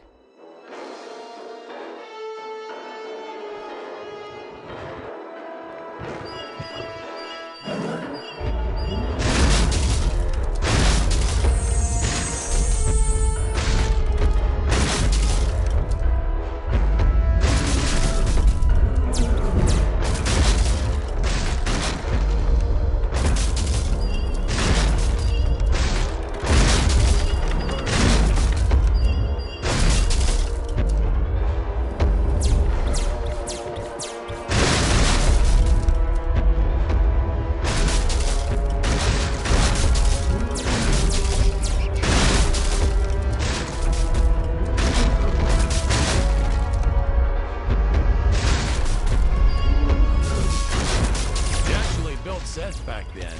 Props, walls, you name it. Then, you moved bits and pieces around and created whole new scenes. We were efficient. I adopted that technique to my wardrobe, too. If you mixed and matched efficiently, you could get by for years on only a handful of shirts and underwear. Oh no!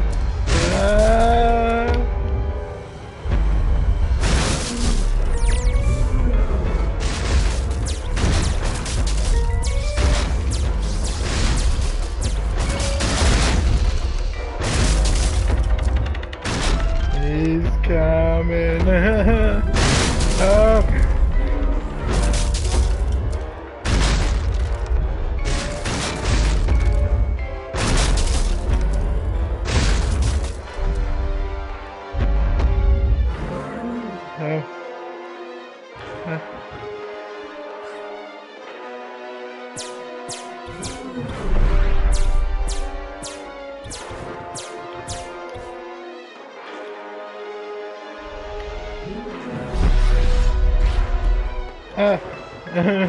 Gonna let your hand on fire.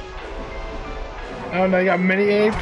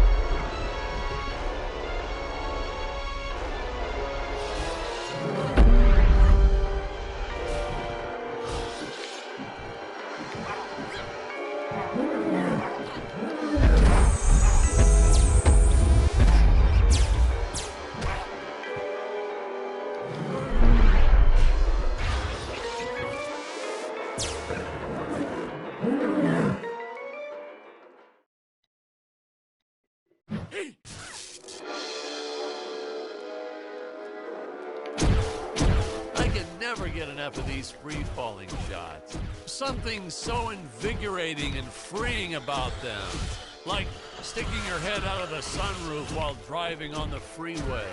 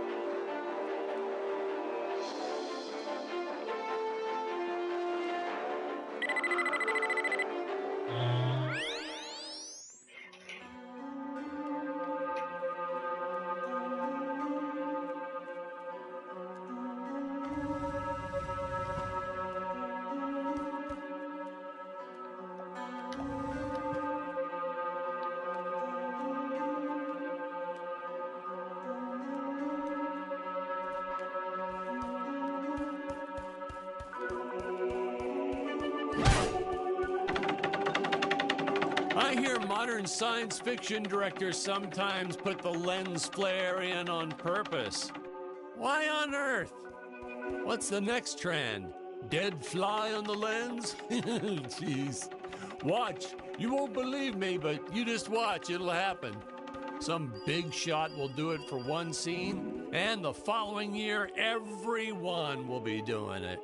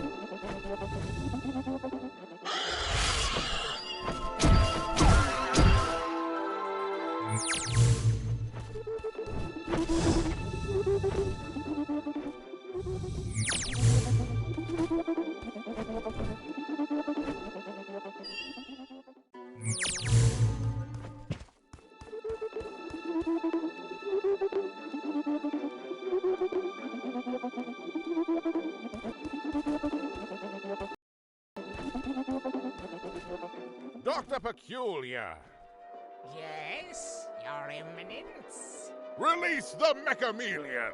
But Your Eminence, the Mechamelion isn't ready. What is the meaning of this? I thought he was completed. Genius is never completed, Your Eminence. I was just preparing to install a chainsaw on his tail. Enough! Your tinkering costs me precious gold and time. You do not have that luxury, Dr. Peculiar. Yes, Your Eminence. Releasing the Mechamelion at once. Ah, Ludwig. Yeah, good old Ludwig. We cast an actual doctor to play Dr. Peculiar. Never again. Oh my God, he was a cranky old coot. May he, rest in peace. The costumes, the script, the creature effects, you name it, he wouldn't stop criticizing everything. Well, in his defense, I think he did have some early signs of dementia or something. He was always getting lost on set, forgetting his lines, making up new ones. Yeah, it was cute. Midway through a scene, he'd just yell, "Where are my pills?" It was like a catchphrase. We almost left a few of them in.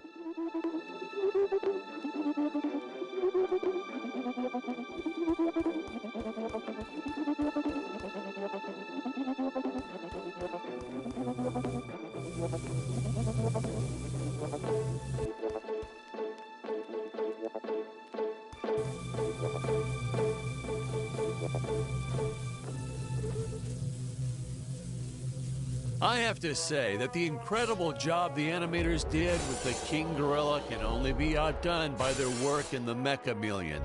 I'll leave further comments for later in the film, but this was truly an epic creation.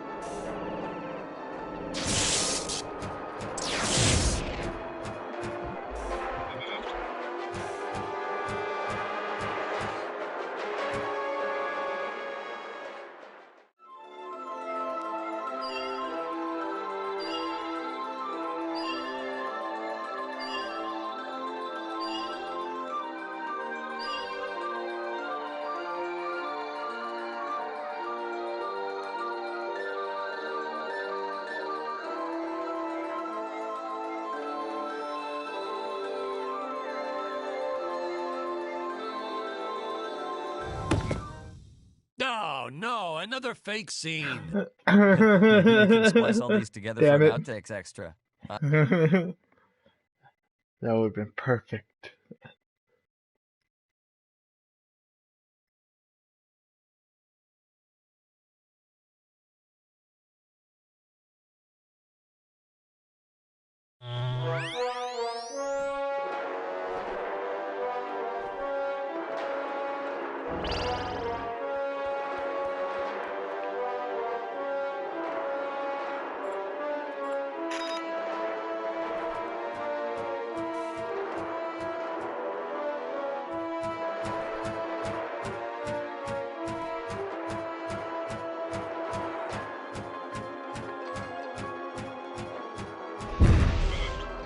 Oh.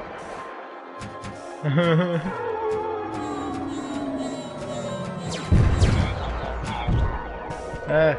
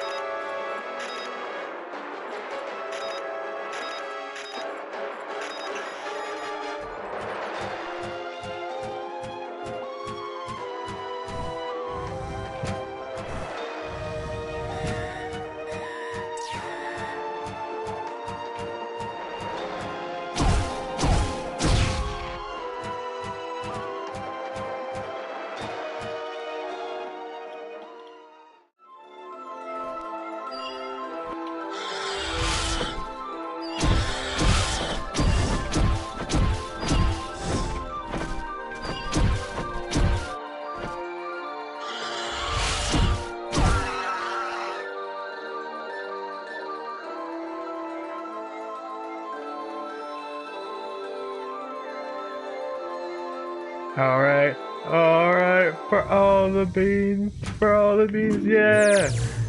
And then quick teleport up. Awesome. Alright. Here we see our first glimpse of a technique I used throughout the movie. Want to make a big scary monster look even more menacing? Put it in a dome. Monster doesn't look scary enough already? Put it in a dome. Want the audience to know when a monster really means business? Put it in a dome.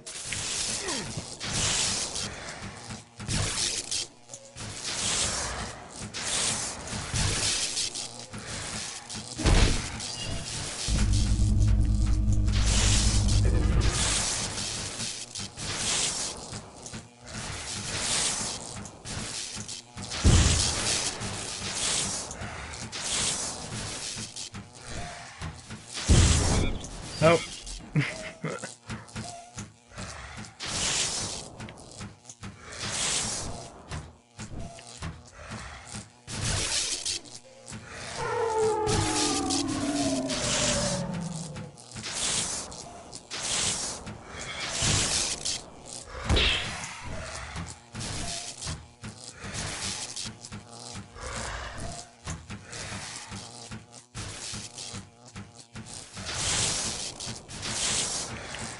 You know the hero means business when they take a shot from a monster and shoot it right back at him. In my professional opinion, that is the coolest of the cool. Hey, Patrick, throw something at me real quick. What? I'm sorry, sir, but I don't think that would be appropriate. You're no fun. We're no fun at all.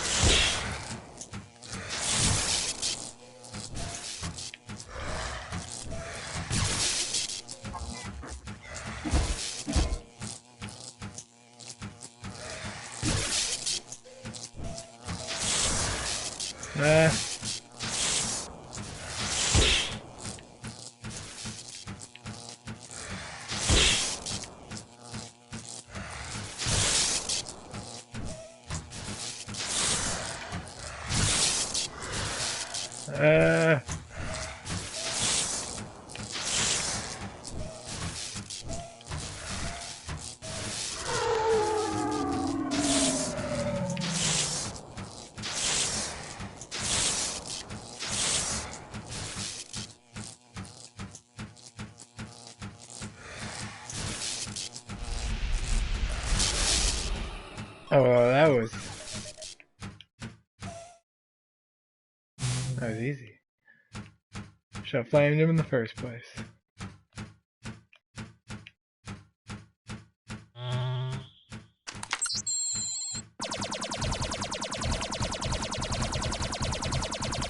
The spinning never felt quite as athletic as when Dick did it.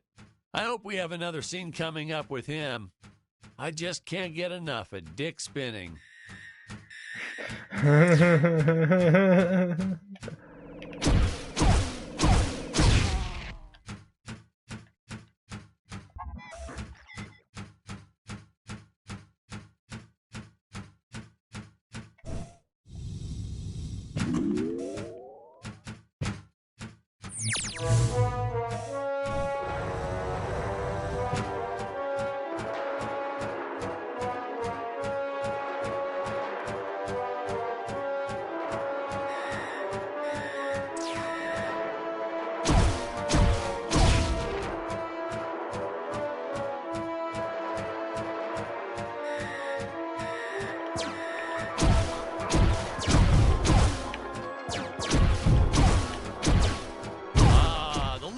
Saucers. Oh, these guys were just adorable.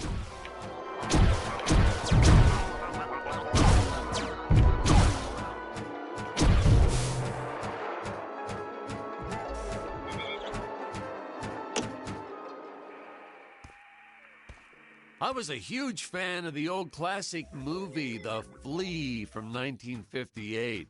So I created this monster as sort of an homage, in respect to that film. I have the darndest time with that word homage.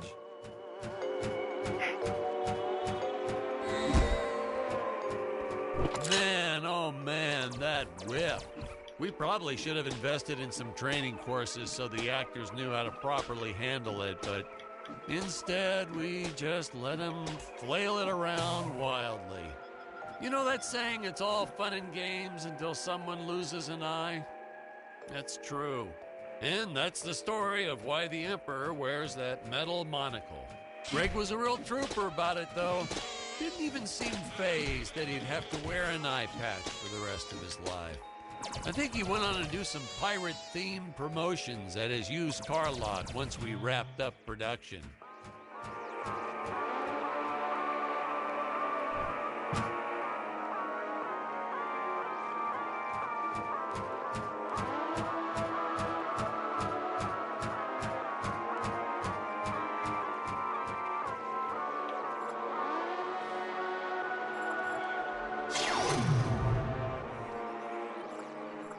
That looks oddly and oh,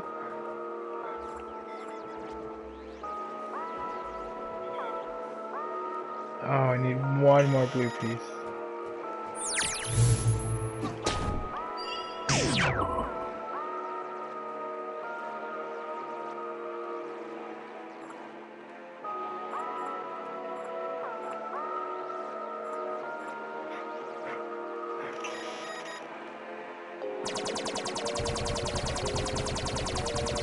Nice.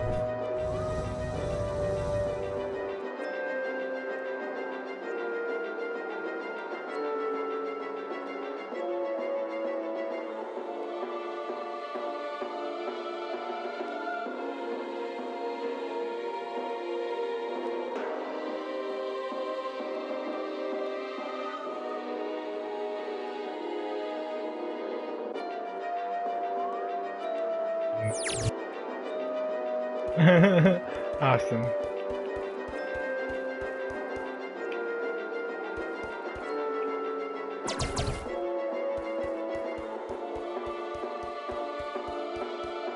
Where is my mechameleon? Why has it not pulverized the intruders already? Well, Don Eminence, I was installing photon lasers into its eyes, and I hadn't finished. So, the mechameleon might be somewhat, well, blind. My indomitable guardian is blind? I do not tolerate failure, Doctor. Getting these two to do their scenes together was enough to make your head spin. They weren't, strictly speaking, actors. Well, not in your usual sense. Ludwig here, or Dr. Peculiar, actually was a doctor. I think I told you that before. Greg, our Emperor, well, that's a whole different can of beans. Our casting guy found him at a used car lot. Greg talked him into buying just a horrible car. Thing never ran. Oh, then when he tried to get his money back, Greg just laughed maniacally, so doggone it, he offered Greg the role right on the spot. He said, Dan, this guy is perfect.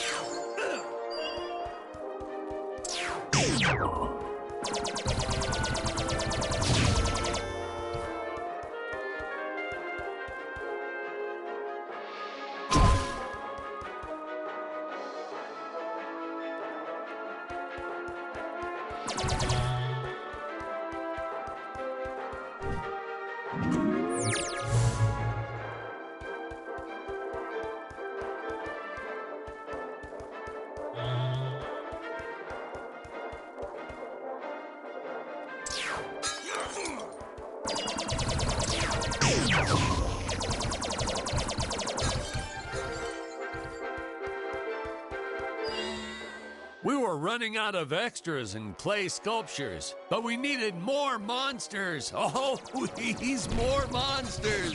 So we had this brilliant idea. If you stick a puppy inside an old vacuum cleaner, wham, instant monster. Throw in a string of Christmas lights and it's camera ready in 5 minutes. And that had to be some kind of world record or something. Fun fact, boys and girls, cinematographers don't like it when you use their dog without asking permission first. But hey, to that I say, what goes around comes around. Little Buster here ruins so many shots barking all day long. You don't want me to grab your dog and cover him in Christmas lights? Well, don't bring him to work.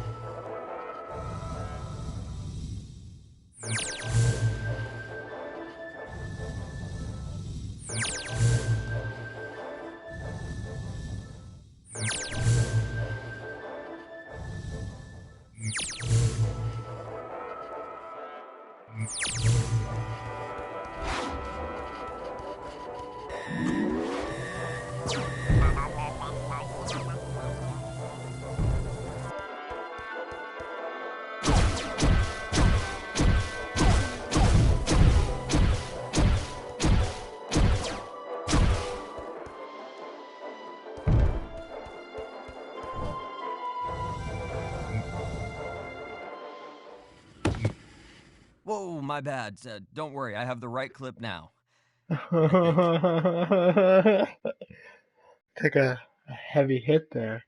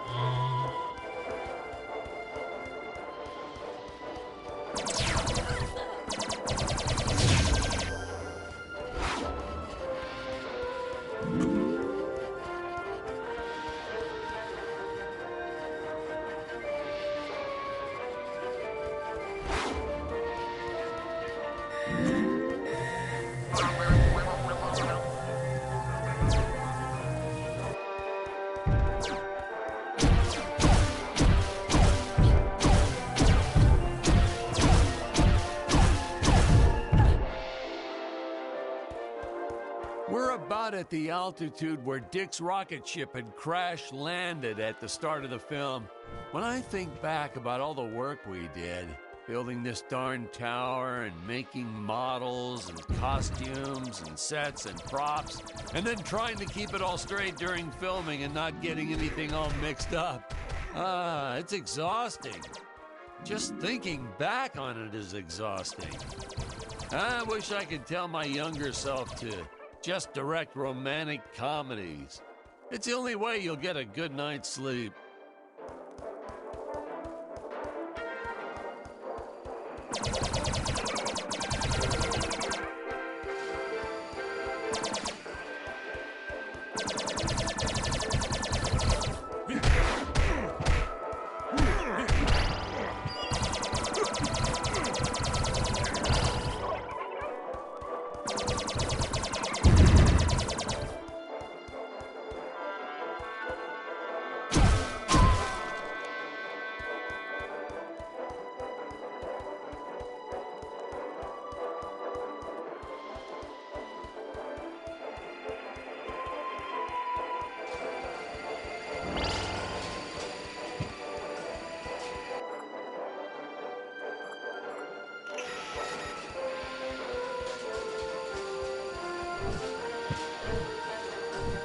Ah, yes, the rotating contraption things. We actually used Ferris wheel parts from an old amusement park. I think it was called Disneyland. Is it Disneyland? Isn't that kind of close to... Yeah, and the courts agreed with you. They shut them down before they opened the gates. Well, it's their own fault, I guess. Well, naturally, my production team swooped right in and bought up everything they could get their hands on. So I guess there was a silver lining to their legal battles. One man's lemon is another man's lemonade. Or however that saying goes.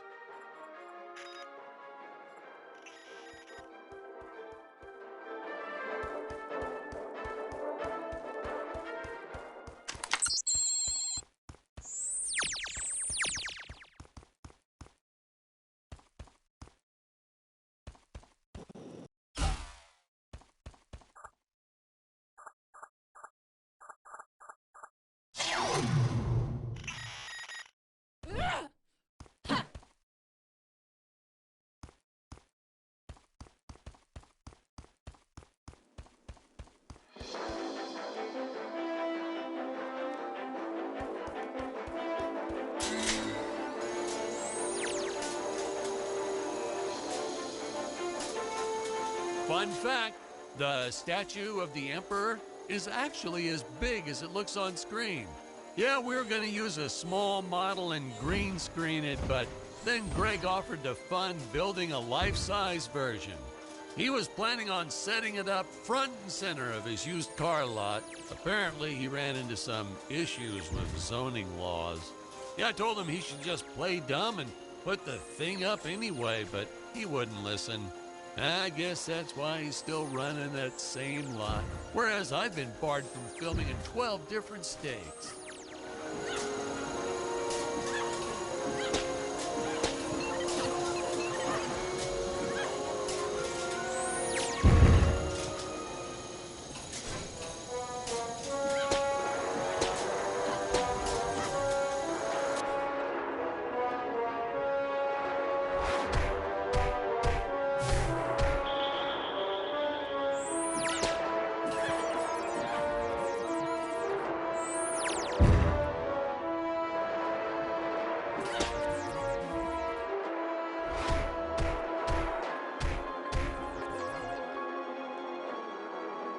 If I told you how much gold paint we used on these darn sets, you wouldn't believe me. We were originally trying to decorate this whole set in precious stones. I wanted that sparkling effect, but then my props guy shook his head. I've learned that when he shakes his head, it's best to go with Plan B. Unfortunately, Plan B meant a cement mixer filled with gold paint. It was so much hard work, even I had to finally roll up my sleeves, dive in, and call some interns from the community college. Man, there's nothing college kids won't do for free pizza.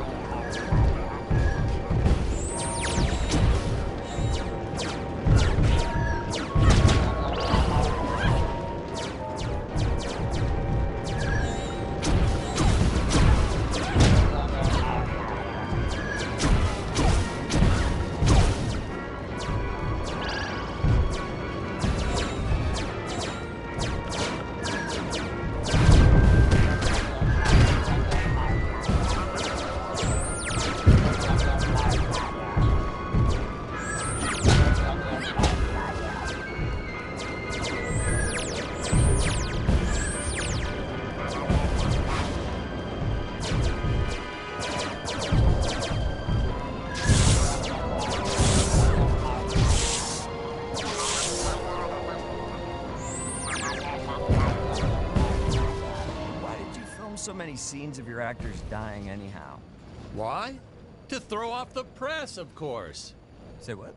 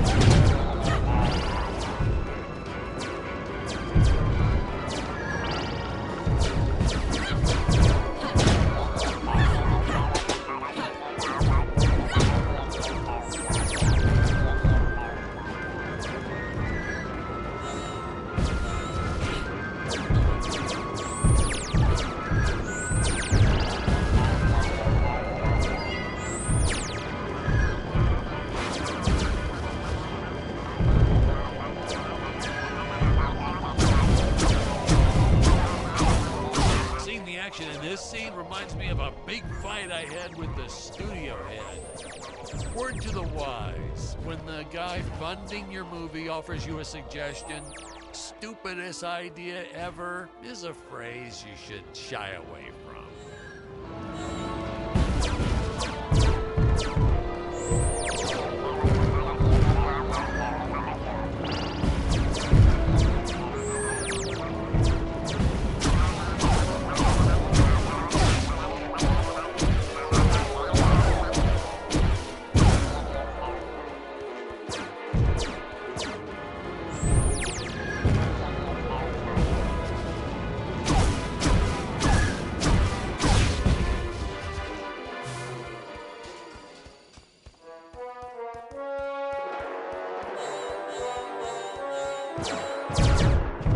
Any guess? Another of your fake death scenes? Why? No, actually, not a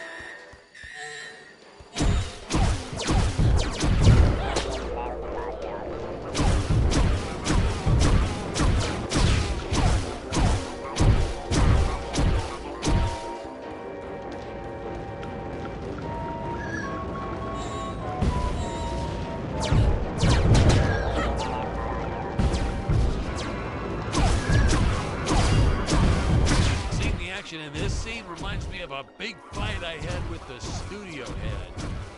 Word to the wise, when the guy funding your movie offers you a suggestion, stupidest idea ever is a phrase you should shy away from.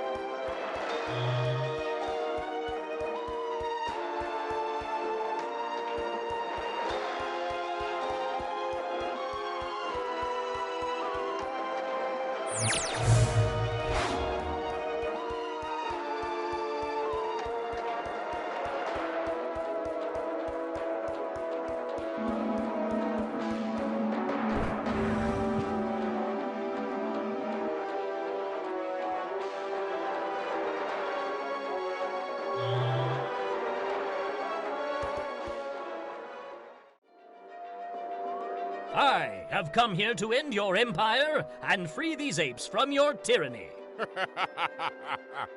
You? Tell me, do you think I need these pitiful creatures to run my empire? Allow me to show you something. As you can see, I do not need those darn dirty apes.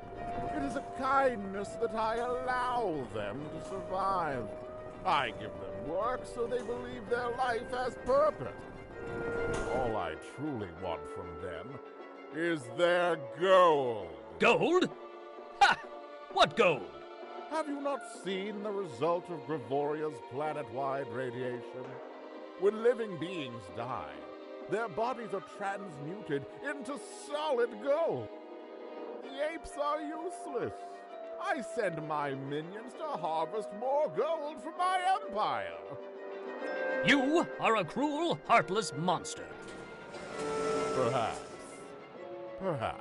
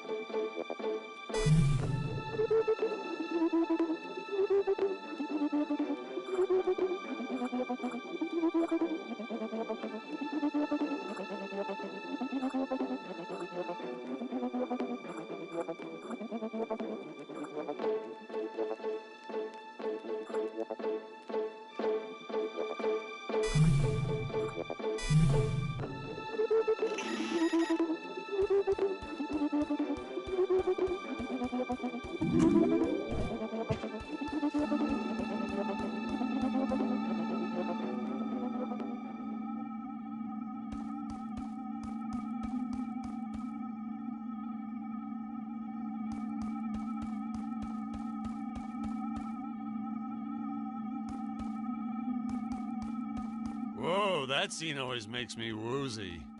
Hey, Patrick, I think we need a break.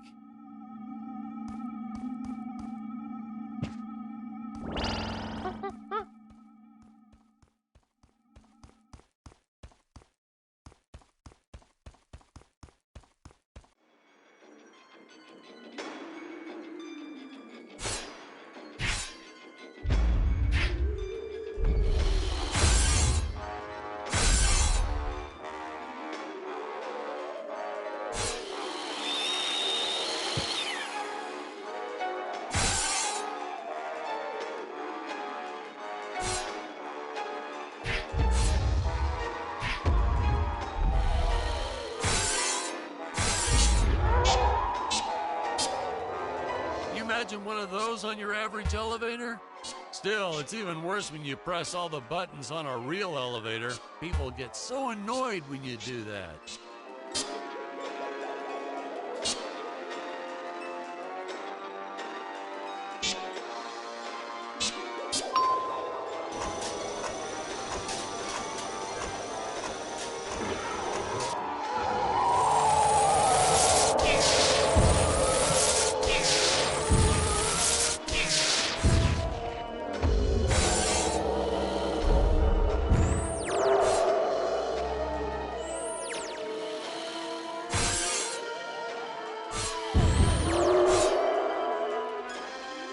Nowadays, we just click, click, and make all this in 3D with those computers or something.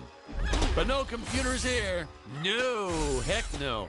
I still don't know how to work one of those damn contraptions.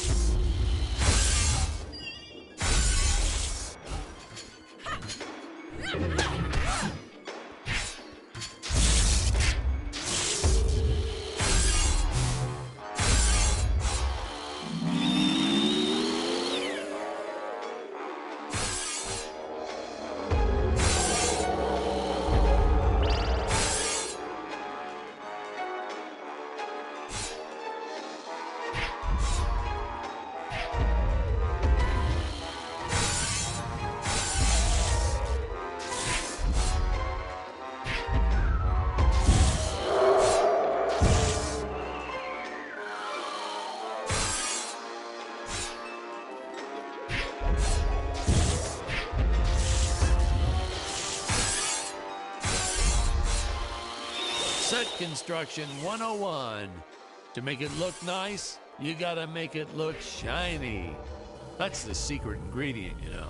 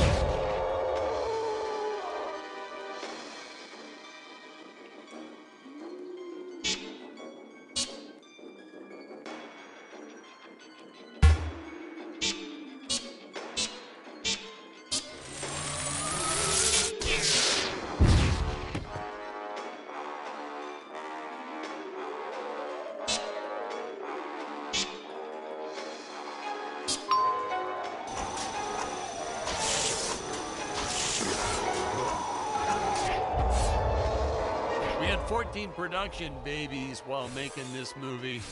One of them was even named after one of the characters, Maximilian J. Peters.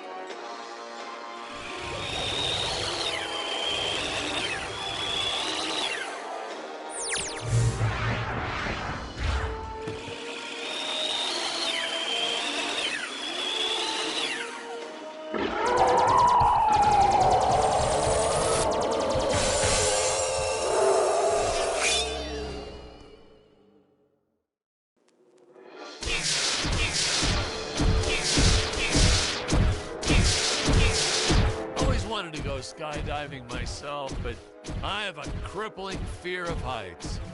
Wow, really? So, was this movie your way of tackling that fear head on? Nah, this movie is what gave me my fear of heights. By the end of it, I was directing scenes with my eyes closed to keep from getting panic attacks. Now it's all starting to make sense.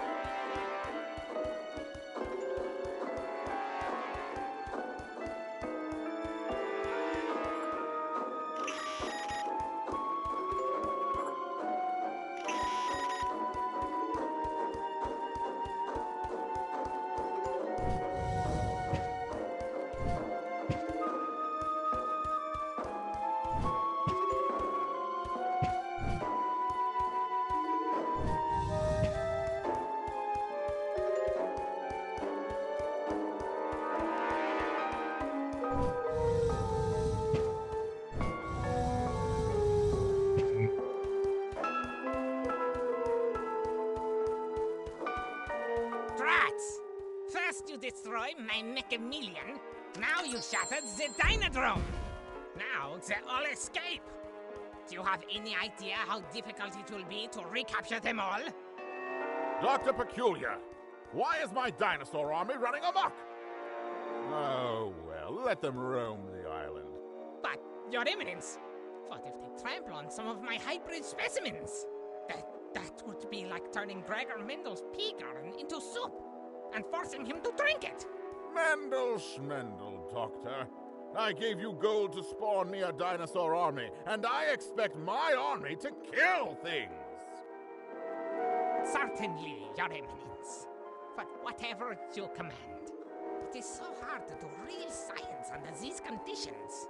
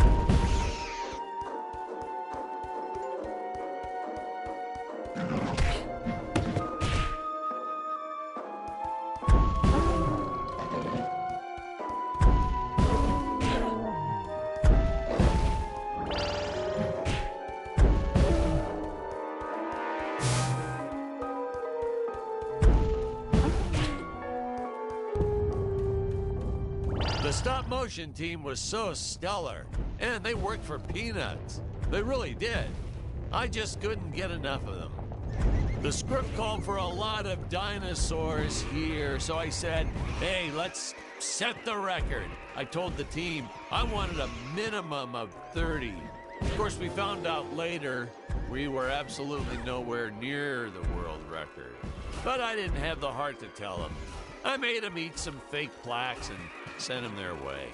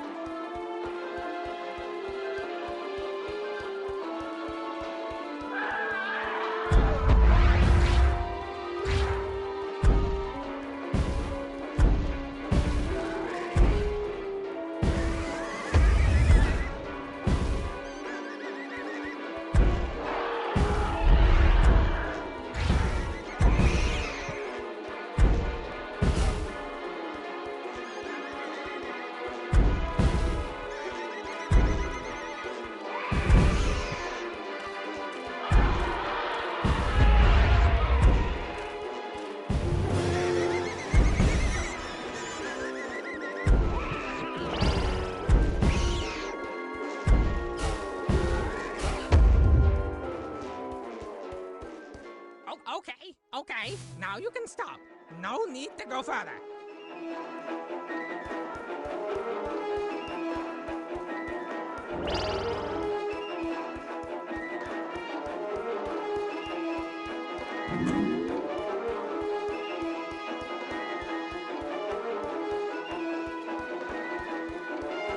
If you break even a single egg...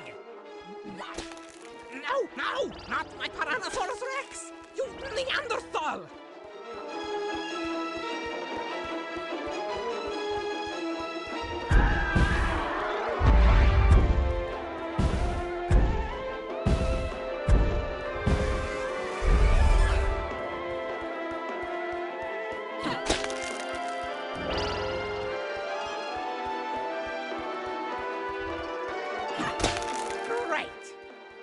how long it took me to crossbreed killer bees with velociraptors.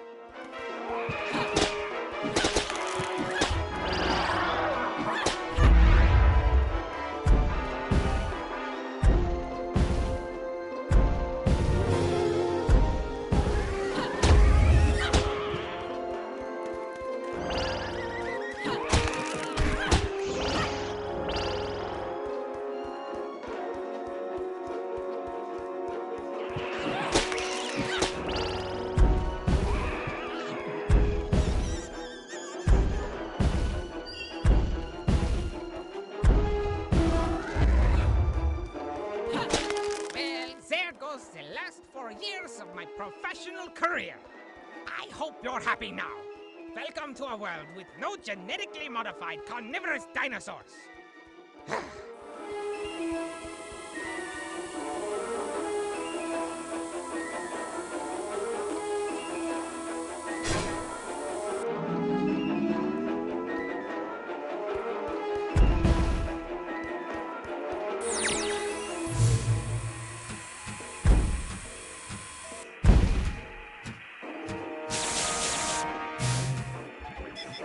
You call in similar lightning switch.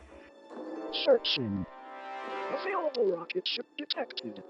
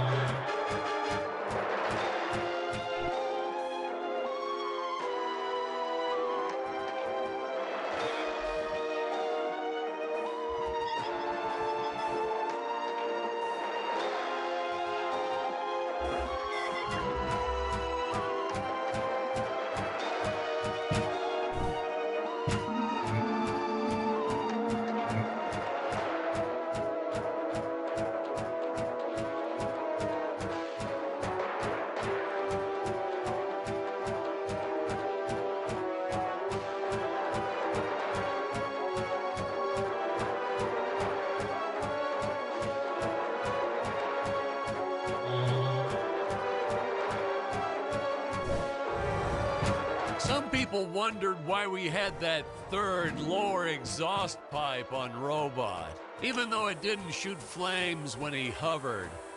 It was purely a matter of necessity. Wearing a suit that takes hours to put on? I mean, when you gotta go, you gotta go.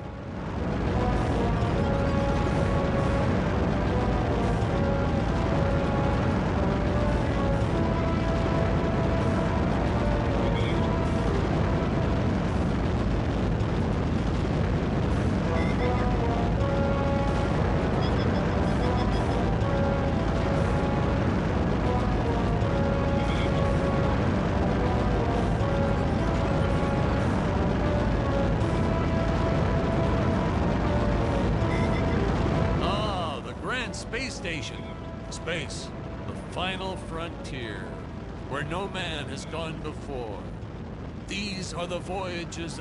Whoops. Sorry, I got kind of carried away with something else there.